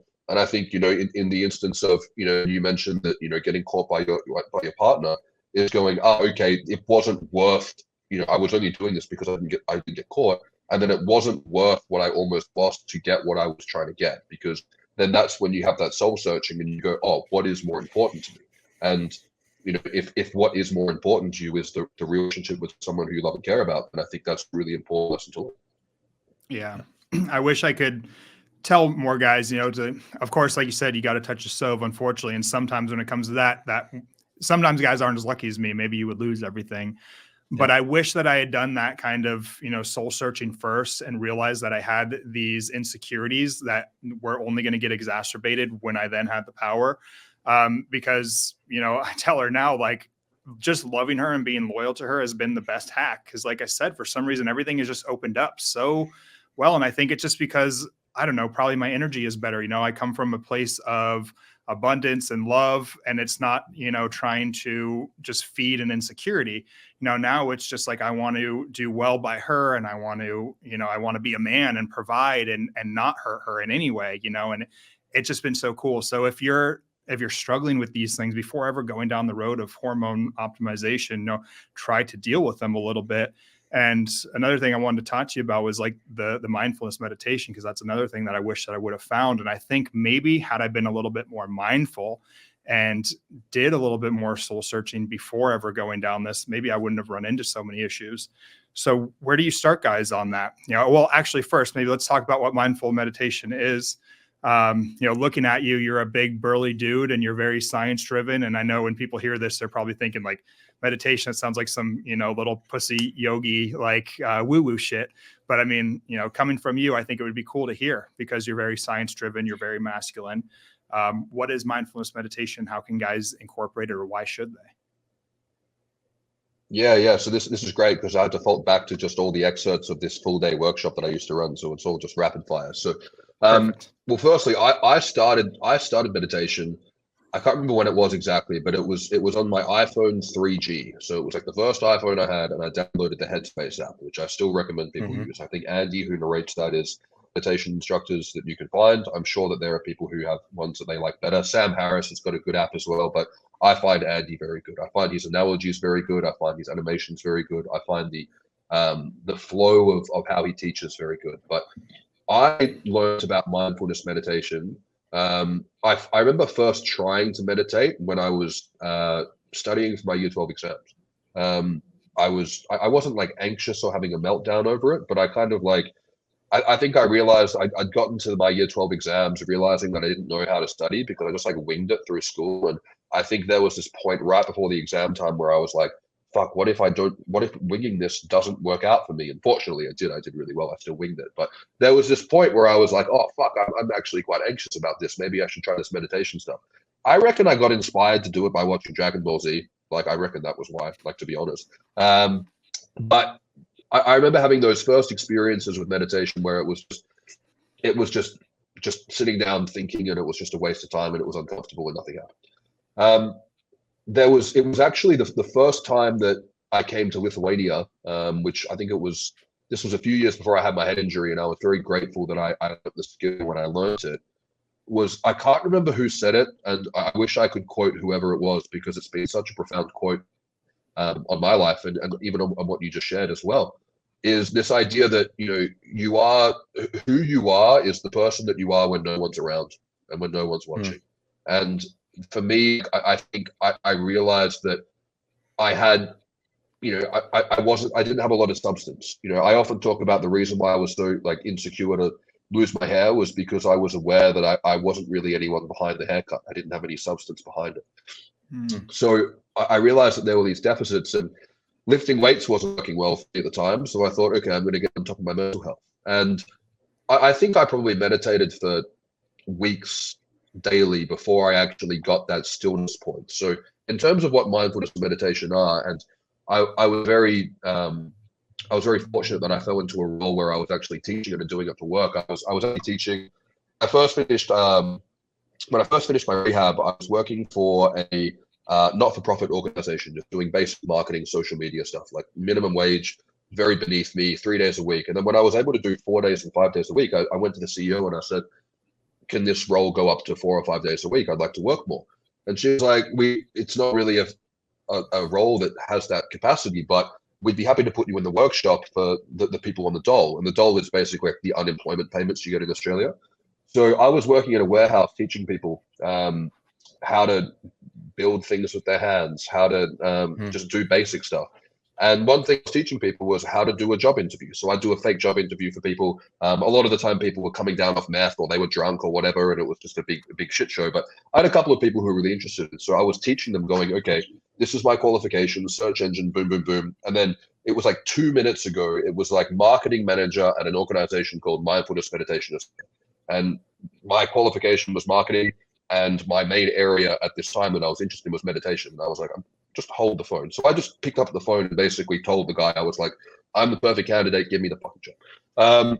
And ended up getting the job there doing that. So I'll borrow from how they define it, because they define it very well. So when we look at mindfulness meditation, firstly, there's lots of different types of meditation that people can do.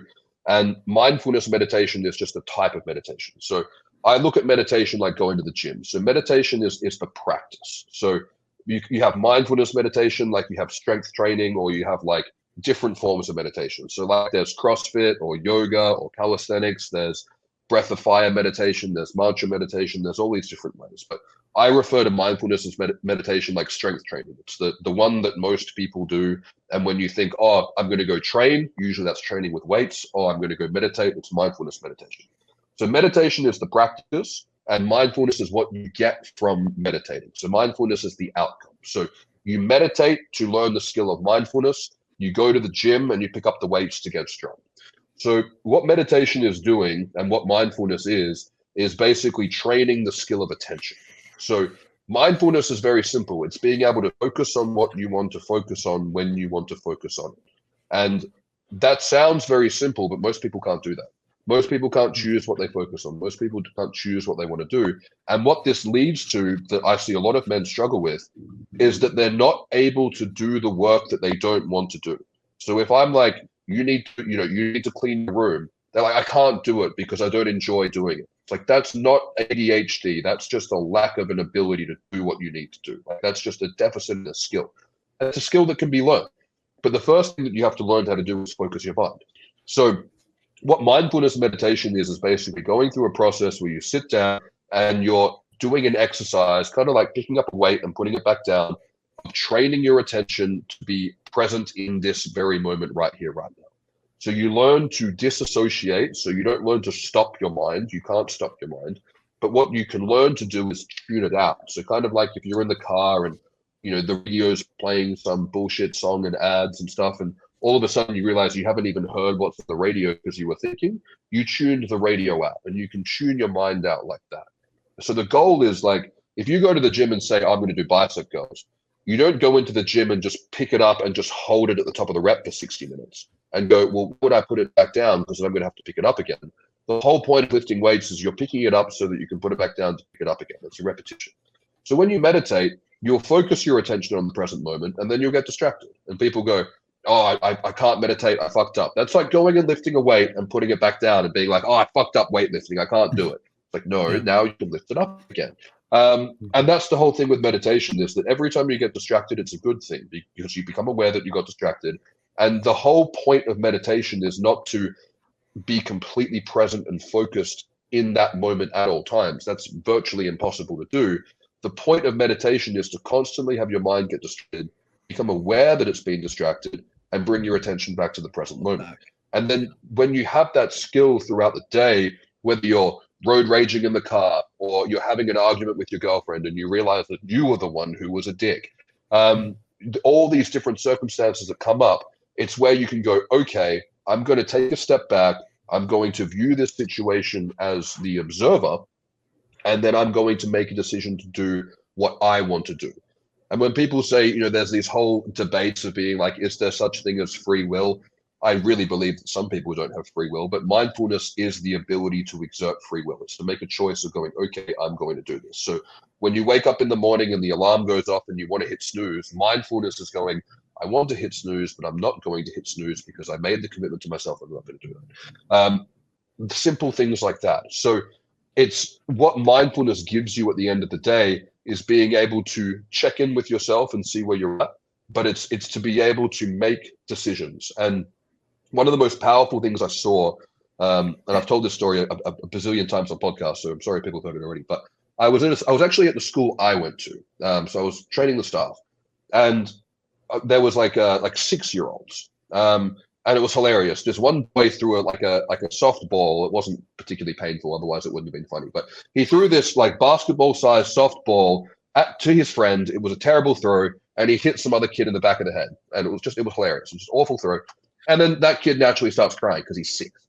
And the teacher goes over to him and goes, breathe. And the kid goes, he just stops crying, and he goes, and then the teacher goes, what happened? And the kid pauses. So he didn't react, he paused. And he goes, he threw the ball to him, but he missed and it hit me, and then it hit my head, and that made me sad and it hurt. And she goes, did he do it on purpose? And he goes, no. He goes, how do you feel about that? And he goes, my head hurts, but it's okay. And then the kid just fucked off and walked off. And I was like, adults can't do that.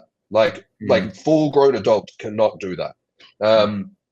And that was exactly what it is. It was mindfulness. It was basically being like, okay, stimulus has occurred, but it's about creating a space between input and output, a space between stimulus and response. And that space, that's where those decisions there completely shape who you are. They completely shape the discourse of your life. And if you're constantly reacting and you're never in control of what you want to do, you are basically at the mercy of life. You're at the mercy of the direction of the wind to go wherever the hell life wants to take you. But if you can cultivate that space between input and output and choose what you want to do and what you want to say, that's how you can become the person that you want to be. That's probably the best description of it I think I've ever had. I even did an 8-hour mindfulness meditation course recently, and I don't think they described it that well. The fact that it's actually a good thing that your mind drifts away, because it's the act of bringing it back that is, the repetitions that help in life. I've never even thought about it that way. And I think if more people heard it that way and thought about it that way, it would resonate more with them. Because I think we just think that if you were doing mindfulness meditation 100% accurately, you would be 100% honed in on your body and your breath and the feeling of the clothes on your skin, and it would never be okay to drift away. But that's really cool the way that you describe it as being, no, it's actually the ability it's better to drift off and the ability to bring it back, because that's what you're going to need to do in life situation. That's really, really cool. Yeah, and that's the opportunity. Like that's when you're in the, you're in the car and you're running a few minutes late to work and you're getting pissed off and you're road ragey. Like that's the point where you have to go, okay, I could just slow down, enjoy the ride. Already running late is what it is. Okay, cool. I'm not going to flip my lid here. I'm just going to, stay calm and be present. Or, you can go one step further, right? Which is like, let's say you've been having a bit of an animosity breakdown with your partner because they did something insensitive and you did something insensitive. That's the point where you can be like, oh, okay, I'm going to lead with love and I'm going to actually not just respond to this person, but I'm going to go, oh, okay, what do I want from this situation? And how does the person who I love feel? And then that way you can actually practice loving other people, which I think is really important. And I think that's something that we're terrible at, where we have this whole idea of that we want to be loved, but we don't want to actually break tension and lead with love, which I think is something people have a lot of trouble doing. And I think that if you have these skills, that's where you can go, oh, okay, it's Sunday, I should call my mom. These little things that they're so important in our relationships, and they're so important with how we interact with other people. And it's exactly that skill. It's that, it's when you meditate, it is that it's that whole, oh fuck, I got distracted, rather than being like, oh, I lost my train of thought, I only focused on the present moment for 1 second, rather than having a response being like, oh, I'm bad at meditation, I fucked up, I did bad. It's going, okay, no, this is a good thing, because now I can become because sometimes you won't realize that you've been distracted for like 10, 15 minutes. Like the session will end and you'll be like, oh, fuck, I've been distracted the whole time. That's cool, because you only just started doing it. You suck. Like, that's cool. And I often say to people, down and you can't meditate, that means you need to learn it. Just like if you go to yoga and you're stiff as a board, it means you need to do yoga. Like it's a signal that you need to do it. So it's this, I think if we can learn it as going, okay, I'm learning the mental skill of attention, so I can focus my mind on doing the things I want to do in life. And that is such an important skill. Meditating is free. It literally involves you sitting down and doing nothing. And I think the reason why we don't like doing it is because it's uncomfortably boring. It's the least stimulus brain can get. So you're learning to focus your mind on nothing. And most people can't even focus on an action movie. So it's going to be difficult. And the more life becomes distracting, the more important meditation is as practice. So I recommend people download the Headspace app. For people who are like, oh, this sounds cool, I want to try, or maybe I've meditated before and I want to try getting back into it. If you go on YouTube and you search Alan Watts guided meditation, there's like a 10 to 15 minute one where he teaches you meditation while you're meditating. It's phenomenal. Just make sure to click the one with no ads in it, because someone who uploaded a fucking ad right in the middle and it just kills it. But Alan Watts guided meditation, like that 10, 15 minute meditation, whether you've never done it before or you've done it 1,000 times, that's one that I do, once a month, and it's phenomenal. And it's a skill. Like if you're like, I can't do things that I don't want to do, like I can't, I can't stop binging on the shit food, and I can't stick to a diet, and I can't stick with the gym, and I can't do this. It's like, you need to learn how to do the things you don't want to do, and you need to learn how to do the things you need to do, not the things you want to do. And that is a deficit. I look at that as a deficit of mindfulness. That's super cool. And now today, probably more so than ever. I mean, like we were saying at the top, we're all pulled in so many different directions. So harnessing that power now, I mean, I just think for pretty much everybody, it's something that you could probably get a massive impact from in a positive way. Yeah, we talk a lot about. Oh, go ahead. So I would say that the studies show that your 8 weeks of daily meditation for 10 minutes will physically change the way the brain looks in an MRI. So it's like, if people are like, oh, this is woo-woo, it's like, no, there is real hard science here that shows that as an interventional model, this makes a difference. And what I tell people, I go, look, if you lay awake at night, or you sit in the dark and you don't like the voice inside your head, you don't have a good relationship with the person who's speaking this monologue, that's something that you can do to work on that, because you need to get a good relationship with that guy, because he's never going to leave you. So you need to learn how to go, okay, when I'm sitting alone and I'm tortured by my thoughts and I can't switch my mind off, it might not mean that you need medicating, or you need this, or you need that, or you need distractions. Maybe it means you need to sit down and work through what's going on there and get to a point where you can have a good relationship with your mind. Yeah. And I would imagine there's a lot of positive feedback from that too. I mean, I'm not somebody who actively meditates now. This is definitely making me want to learn the skill set, but those times where I do have those moments of mindfulness where I catch myself, as you were saying, maybe even an argument with your spouse, and you pull it back and you're able to work through it. It's just like, when you hit a new lift at a gym, or you kind of see your work coming to fruition. It's a really exciting feeling of like, hey, I am capable of doing this. And it's so much more rewarding, rather than if I had just dragged this on and tried to, in quotes, win the fight. Yeah. You can never win an argument, because they end up just being, even if you're right, they're still pissed off. Yep, exactly. I think maybe correct me if I'm wrong too, Dave, but I think some people just inherently, like Josh, maybe one of them, I think I am one of them, kind of have probably been like mindful for years and do practices that would count as mindfulness meditation. Like Josh is a long distance runner now. And I think of runners are probably, doing a lot of meditation while they're running, wherein, they have to, I'm sure you go sometimes where you're running for 5 minutes, go, shit, I haven't focused on my breath or my cadence. And then you bring it back. And I would argue, maybe you can correct me, Dave, I would think that's kind of a form of meditation, right? That, once you refocus your brain to my stride is too long, I'm breathing too fast, wouldn't you consider that meditation as well? Yeah, absolutely. So when we're looking at meditation, we're looking at beta brainwaves and alpha brainwaves. So alpha brainwaves are associated with this concept of flow state. So one of the best examples of meditation in motion is surfing, because when you're surfing, you have to be so conscious of everything that's going on in terms of your muscles, your activation, where you're taking your body. Like if you go down that wave and you try to stand up and you're thinking about, oh shit, did I leave the stove on? Like, how long do I have left on this wave before I have to go back to work? You're going to fall. And so there are things that we do which are forced meditation. I think powerlifting is a really good example.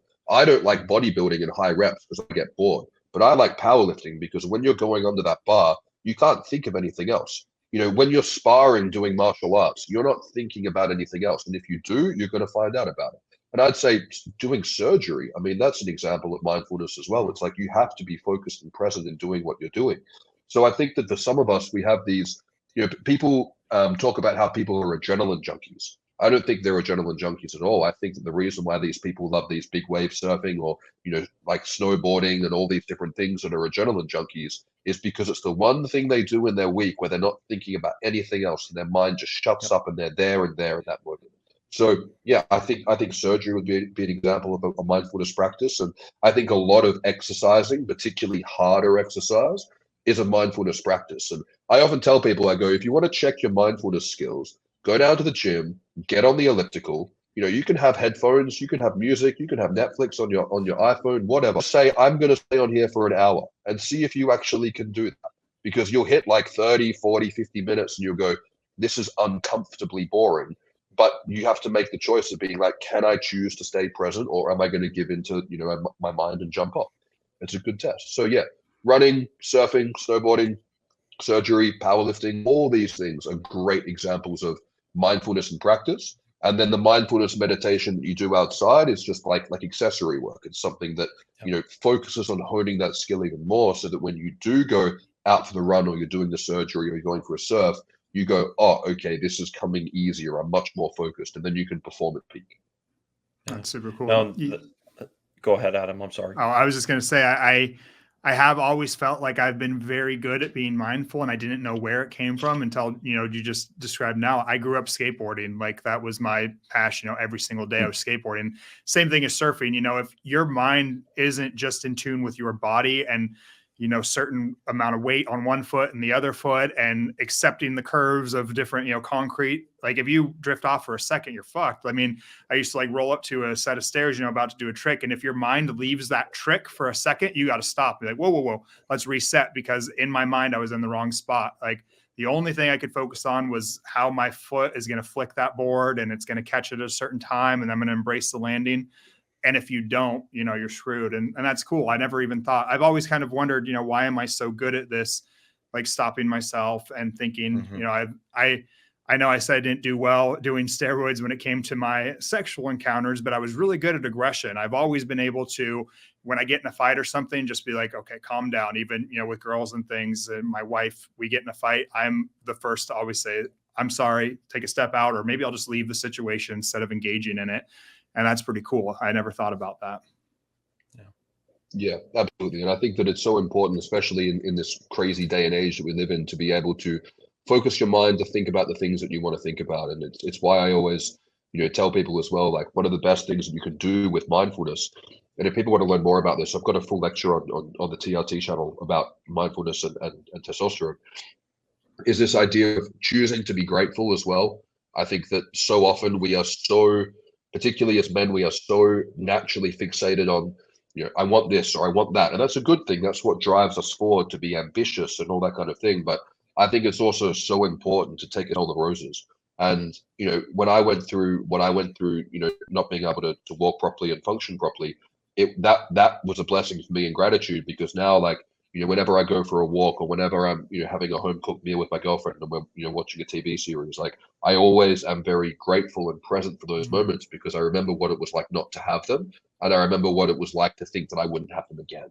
And I think that it's so important, like, and it's something that you always hear when you speak to people who are elderly or at end of life, being like, they didn't regret being like, oh, I wish I'd done this, I wish I'd done that. It was, I wish I'd taken the time to be more present in the things that meant the most to me. And I think that the best way to get the most out of the experiences that you're having for your mental health is not to go out and do more crazy shit. It's to be more present and aware and grateful of the things that you have when you actually have them, because otherwise you're looking back on everything when it was in the past. Whereas if you can tune in at the time to be like, oh, I'm really grateful just to be having this, amazing dinner and to have accomplished this day, or, this is a really beautiful walk out in nature and all these kind of things. It's like, it sounds woo woo and it sounds lame and it sounds like something that's not going to make a difference, but it does, because they're the points where you go, oh, this is what it means to be alive. And this is what I'm working hard for. Otherwise it's like, what's the point in all this effort if we're not going to actually take the time to smell the roses? Yeah, absolutely. I've been doing that a lot recently, and it feels so, probably for the past year or so, I've just been focusing so much on, I'll just be sitting down, like you said, eating, like, watching a show with my girl and our dog or something. And I'm probably annoying to her. I always tell her, like, I've got this toxic positivity because I'm so happy all the time, like I'll just tell her how happy I am to be sitting here watching the show and petting our dog.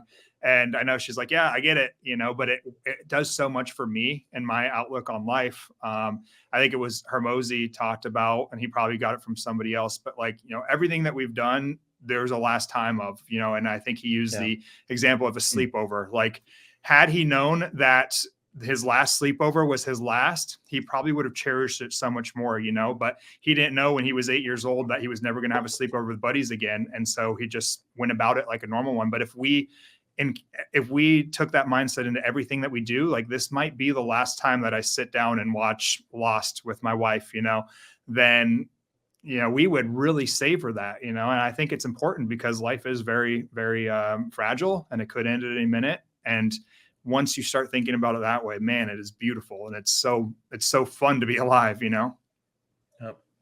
Absolutely, man. I mean, all I wanted to do in high school was to be, I guess you call it a screaming vocalist, but like the singer in like a heavy band. That's all I wanted to do. It's where my mind would go to self-soothe when I was uncomfortable, and I put on like my favorite bands, and I'd imagine like myself on stage, doing that, and lo and behold, got 5, 6, 7 years out of school. That's what I was doing, and I remember so vividly like wanting to end that experience of my life because I knew it wasn't going to be a career. There's no money in that music, and we all had to get jobs.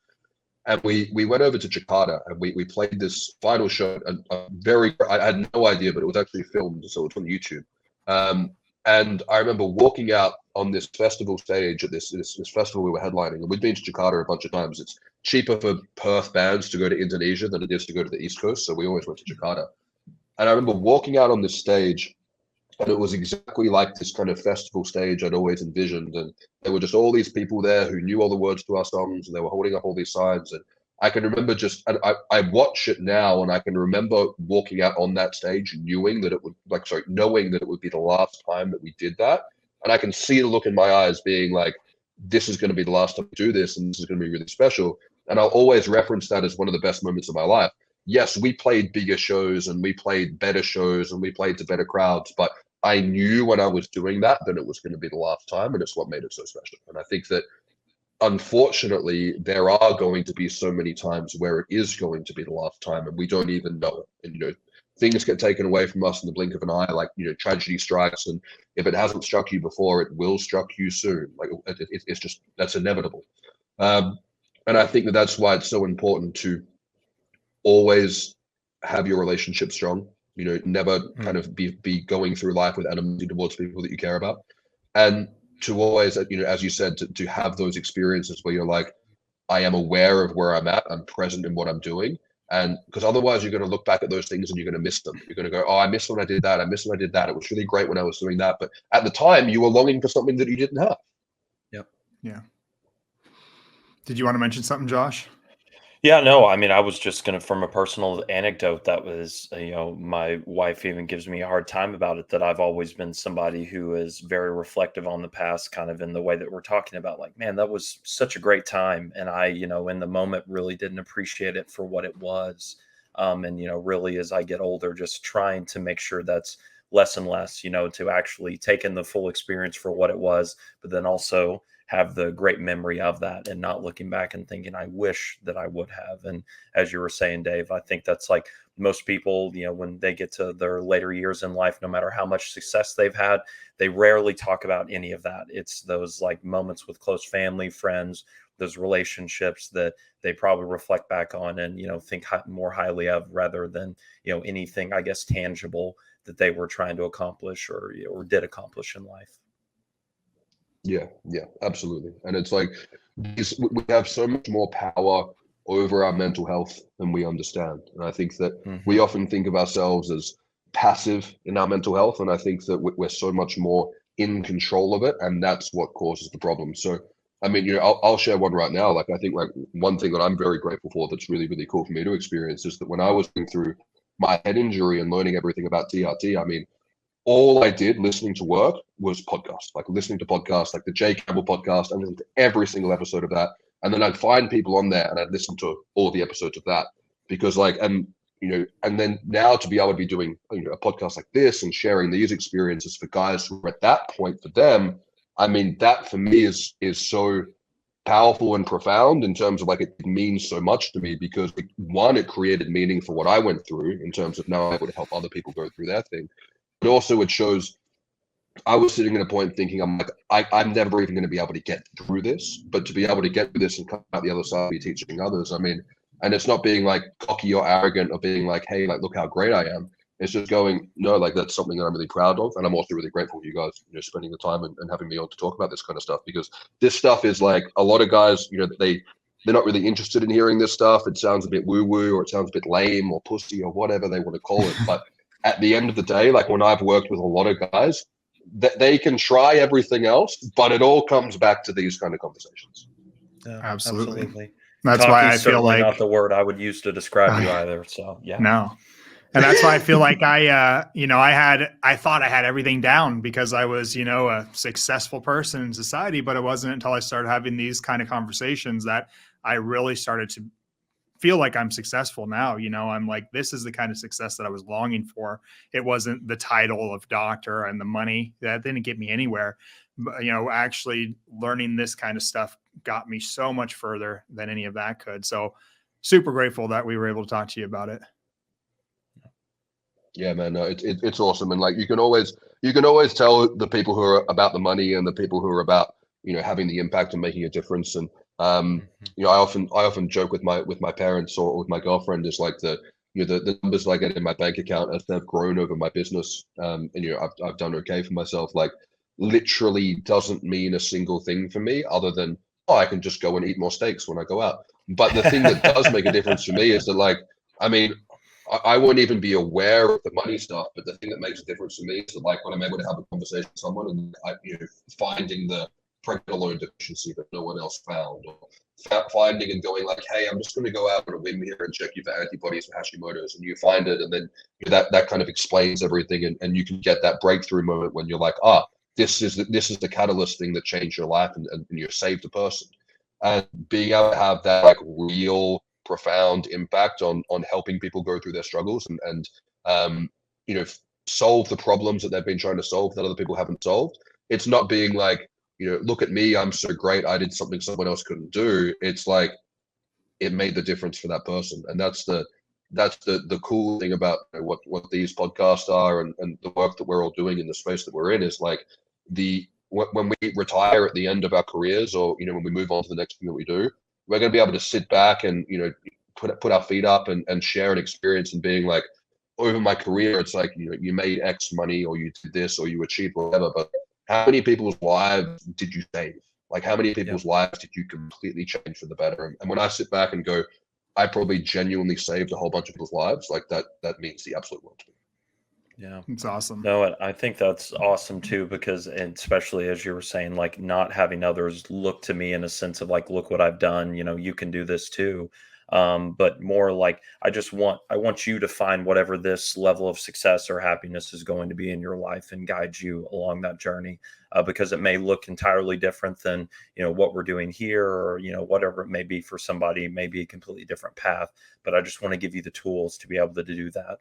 Because at the end of that, that's more rewarding than anything. I'm sure a lot of people look up to you, Dave, but I'm sure you would not want them to be exactly like you. Like, find whatever that is for you and be able to spread your happiness and your journey and lessons to everybody else that you encountered as well.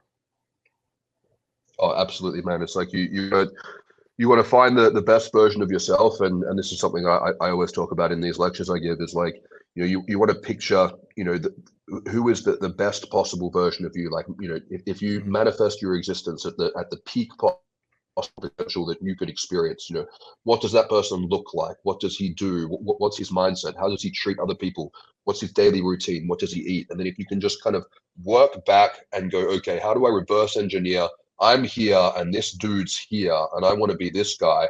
What's one little step I can do this week? And then what's one little step I can do next week? And all of a sudden, as long as you keep that purpose there and you really are driven towards being that person, because there's a real legitimate reason why you want to be that guy, or why you can't keep being this guy, which is usually what drives it, is as once you start to keep climbing those steps and you measure yourself being like, it's not about how far away I am from where I want to be, it's how far I've come from when I chose to make these changes. Then we can go, okay, now we're making some progress. And then when you work with someone, doing the kind of stuff that we're doing and going, okay, let's make a little intervention here with the biology, and let's use this supplement and this bioidentical hormone to, correct these deficits so that you can, build that momentum forward. It's not because we want you to go, oh, hey, take a bunch of testosterone, you'll feel better. Or, hey, take a bunch of thyroid and you won't have a nap in the afternoon. It's, I want you to not have a nap in the afternoon and feel better so you can take the next fucking step to get to that guy that you want to be. And then when you get to that person, it's like, well, what are you going to do when you're up here?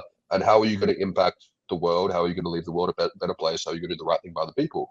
And that kind of positive, like, ripple effect of like positive influence on the world, like that shit's addictive. Like, I'm like, I do that for free. Like, that's the best part about this job. Like, I don't know about you guys, but like, I would do all this stuff. I'd do all my consults for free. Like, I would. It doesn't matter. Like, if I got paid or didn't get paid, I'd be having the same conversation. I used to have these conversations with people before I did this for work, and they'd be like, "Shut the fuck up! Stop talking about that stuff." Whereas now it's like, cool. Like, now I made a career out of it because now people want to hear about it. But it's this stuff. I think this movement towards like the holistic has like a bit of a tinge to it in terms of the word, but like this move towards like true holistic functional health, integrating everything from mindset to endocrinology and everything in between, like that's the thing that people are wanting when they go to the doctor. Like when they walk to the GP and they go, hey, I'm not feeling well, and they're walking out with a prescription for fucking Zoloft or Prozac. That's not what they went in there for. What they went in there for was, hey, let's have an hour-long conversation. Let's go through what's going on with you. Let's go through your blood work. Let's go through your mindset. Let's go through where you are now and why you're not where you want to be. And then let's work in terms of all the different systems that we have in place to get you there. That's what they need. And I think the coolest thing about where we're at now, as opposed to where we were, when I started doing what I'm doing, three and a bit years ago, so this stuff, there weren't big clinics doing this. This stuff wasn't on YouTube. This stuff wasn't the stuff that people were going out of their way to listen to. I think now people have started to work out and being like, oh, this stuff, like this is what we need. And yeah, I think it's really cool. So I think that what you guys are doing is awesome. Thank you. And I think just teaching people to be empowered in the sense that they are in control of their own ship. Sure, there are certain interventions we can take if there are deficiencies, from a biological standpoint, like we're saying, but 80 to 90% of all these, ticks or tricks, things that you can apply to your own life, is stuff that you can start doing today. And, a lot of people, I'm sure, have viewed, normal Western medicine for years as there to basically save them. I need to be relying on that when I have an issue. And I think it's something very special to see kind of this new wave of people taking stuff into their own hands, wanting to educate themselves and do, tackle it from a health perspective, nutrition, meditation, just to become the most well-rounded person that they can. Yeah, people really need to, and some people were born with issues. Like, I mean, I'm not saying that, I'm not completely discounting that, absolutely. But I think the majority I don't think that we were born defective. And I think that the paradigm that we were is one of the most toxic and disempowering things that we can possibly have instilled into us from a place of health, being like, oh, your life isn't where it should be. You're having trouble in the fact that when you became an adult, you got a whole bunch more responsibilities and life got hard. And you're not okay with that because you don't have a good net of people supporting you, or you didn't have a father to teach you how to deal with that shit. Like, that's not major depressive disorder. Like, that's just someone who needs a hand and might need some interventions from other places. But I think this whole notion that we are if we're having these issues and we're not, waking up with a big fucking smile on our face every morning and going to a job that we don't like and not doing any exercise, eating junk food, and then we're not just perpetually gritting our heads off. Like, that's not the fact that you were born broken. And I think that it's an attractive thing to kind of outsource responsibility, to be like, oh, I was just born fucked, and like what a relieving thing it is to get that label put on your head that explains all the deficits that you've ever had, and here's a pill to fix it. And then you get 2 or 3 years into it and you realize the pill didn't fix it. It created a whole bunch more problems. And now you're right back to square one, plus then some. I think the most empowering thing people can have is go, okay, I'm on track, and maybe I need an intervention to get back on track, or maybe I just need some guidance. But understanding and going, it's okay to be off track. And here's a whole bunch of us who were also off track before, and we got on track, and we're still being brought up the path. We're just further along than you. And for these guys to be sitting here and going, hey, I'm off track. I don't know what I want to do with my life. Things are shit. I want to put a gun in my mouth, and this is where I'm at. And going, hey, that's okay. Let's get you back on track. And then you may not know what's at the end of that track that you're walking down, the end of that journey that you're going down. But let's just move you further down the path. And as you get further through the forest, you'll be able to then see what's in the clearing, because of course you don't know like where you want to be. I mean, you can barely look after yourself. But once you get to a point where you're like, hey, I'm doing better, I'm moving forward, I'm starting to get my life together, that's a point where you can go, okay, where to next? And I think that seeing people going from being off track to coming on track, and then also that's the cool thing about these communities, it's like a whole bunch of guys stick around and then help other guys get on track as well. I'm like, that shit's cool. Like, that's really, really fucking cool. Absolutely. A community that we never really had 10 years ago. I think there's a lot that could be said, about the way that we communicate now via social media and the negatives of it. But certainly there are a lot of positives in that way of, I'm sure even people that were with you when you first started, getting to see what you've grown into now, the people that poured into you and mentored you, has got to be so rewarding for them. And then that just continues to trickle down the chain. Yeah, absolutely. I always say that there was when I had my when I was dealing with the debilitating vertigo, like not even being able to walk in a straight line, and this was like a year into it. I remember going and seeing this physiotherapist. His name's Stephen Hooper. He works in Perth. Because I thought it might be like a neck or a structural issue. Like, I was just trying to put a line through everything. And he did this assessment, and like I was expecting like every physio being like, come back and see me twice a week for the rest of your life. And he was like, no, this isn't something structural. You need to go get checked for a nystagmus. This is something with the vestibular system. And I was like, I don't understand any of the words you said, but give me the person to go to at the hospital and I'll go and get it done. And then lo and behold, got it. They were like, yep, vestibular damage to the nerve, nystagmus. This is what's going on. This is why you've been debilitated for so long. And I went back and I was like, how the fuck did you, like, I just walked into the office. I'm like, how the fuck did you know that? Like, I'm like, who are you? And he was like, oh, I'm a Czech practitioner, and this is, what we kind of get trained in. And so I'm like, cool, where do I learn about this? Sign me up. But to this date, like, that most instrumental experience I had in health, which was walking in, thinking it was something, and having some skill sets outside of their field being like, no, this is what you need to be looking at, and then referring out, make a positive diagnosis. And I was like, from that day, I was like, I'm going to do what he did, but in my own way. And that was that thing that inspired me. And now it's really cool because now, we get to work together on, referring patients to one another and all that kind of stuff, professionally. So it's, it's always important to have mentors and mentees. And I think it's when we get to kind of like, alluding to what was mentioned at the start of the podcast, is that sometimes when we get further down the line, it can be easier to find people to mentor, but it can be harder to find people to mentor us.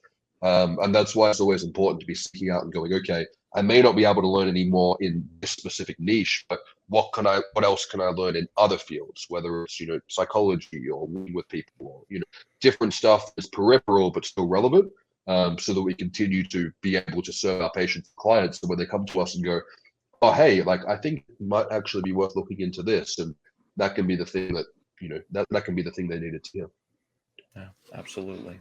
Well, I certainly yeah. think we've learned a lot from you today, Dave. So thank you, man. For sure. Yeah. I think Well, it's probably a good time to end it here. I think hopefully this we can kind of label as part one of X, X being between 0 and affinity or 1 and affinity.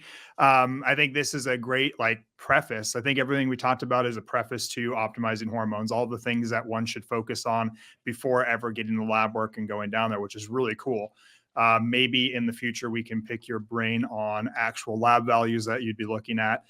I posted the Instagram thing. People were interested in neurosteroids like DHEA and pregnenolone. So we'll get into all of that. But I think this conversation is vital to have. And I don't think a lot of people in the space are having it because we just jump straight to, oh, I have 300 testosterone, I need testosterone. But I think today illustrates the need to check all the boxes before jumping straight to there. So it's really cool. It was a fun conversation. Yeah, man. Thank you very much. And yeah, next time I'd be happy to do a big deep dive on all the DHEA, pregnenolone stuff. That stuff's fascinating, and I think there's so much. Actually, no, there's so little information out there, but there's so much chatter about it. And yeah, I'd love to share what's worked in practice and back it up with some research, so we can really nerd out on some numbers and some protocols and stuff for sure. Yeah, let's do that next. Until then, where can people find you? Where do you want them to find your stuff at? Yeah, absolutely. So my website is advancedfundamentalhealth.com. If anyone would like to pick up my ebook, I've got a short, straight to the point guide on TRT in terms of an instruction manual. I wrote it like a video game manual that came with the games I played as a kid. So it's a templatized approach to how to do TRT my way. And that's been my way to be able to reach more people with not the information to be like, hey, go and do TRT yourself, but here's everything you need to know to be able to have an informed discussion with the person who's going to manage it for you. I've got a second ebook coming out called Beyond TRT, which is going to go into all the pregnenolone, DHEA, thyroid discussions around, aromatase inhibitors, things like metformin, supplements. And that's going to be due out in the next couple of months. So shortly after this podcast probably goes live, that'll be out. And otherwise on YouTube, if you just my name TRT, there's dozens of videos up there. There's one on mindfulness. There's a few niche topics, and yeah, all kinds of content on the YouTube, so you guys can check out. Can anyone from anywhere use you for coaching? Yeah, absolutely. So I work with a lot of Australian guys due to my partnerships with Australian clinics, but I have clients all over the world. And I do everything from just, 1 hour consultations just as a one-off to break everything down, right through to, working closely together for, months on end to really get things dialed in. So yeah, you can put an inquiry on the website about availability. I do book it up pretty far, and there's always some spots that we put up in the short term if people are needing some assistance. So yeah, just reach out on the website and I can work with anyone all over the world. At the moment, I live in Eastern Europe, so I've also got some good approaches for how to navigate things over in this part of the world too. Awesome. And just as a plug, at Marek, we've had Dave come in and teach us a few things. We do, kind of continuing education once weekly, and we've had Dave lecture to us, and we actually have a few PCCs that get coaching from Dave, not even that they necessarily need it, but just weekly to learn from Dave. So that's just, a plug as to how beneficial he is. So I would definitely recommend, if you're somebody who is looking for a coach in this space, reach out to Dave. He's a great guy. Yeah, and not to blow too much smoke up your ass, but the cool thing about me in terms of the position I'm in is I hear everything about all the clinics. I get everyone come to me after they leave this and leave that, and I don't have any interest in saying this. I haven't had anyone come to me with a negative thing to say about Marek yet, and I can say that very openly and honestly. And I think the amount of professional development that goes on there is unmatched, because the fact that I get brought in to run these. I came in and ran a workshop on mindfulness for you guys. I think that's phenomenal. So Yeah, working with, I mean, I don't have no reason for me to plug Marek at all, no financial incentive, but great clinic to work with. Some of the best PCCs I know. Yeah, and as I said, PCCs who I've been working with for a long time. And yeah, I think if you guys are in the States and you're available to work with a clinic who is actually going to go through things properly, holistically, assess everything, and make the best recommendations for you, I think Marek is a fantastic option. Thanks, man. And yeah, I guess you could literally look at us as being competitors in the space, and both of us rep the hell out of each other because we just care about continuing, this knowledge for everybody and helping people get better. And I think that speaks to, both of our goals, which is awesome. But thank you everyone for listening. We will catch you guys in the next episode, and be on the lookout for Dave, because hopefully we'll get a lot more of these.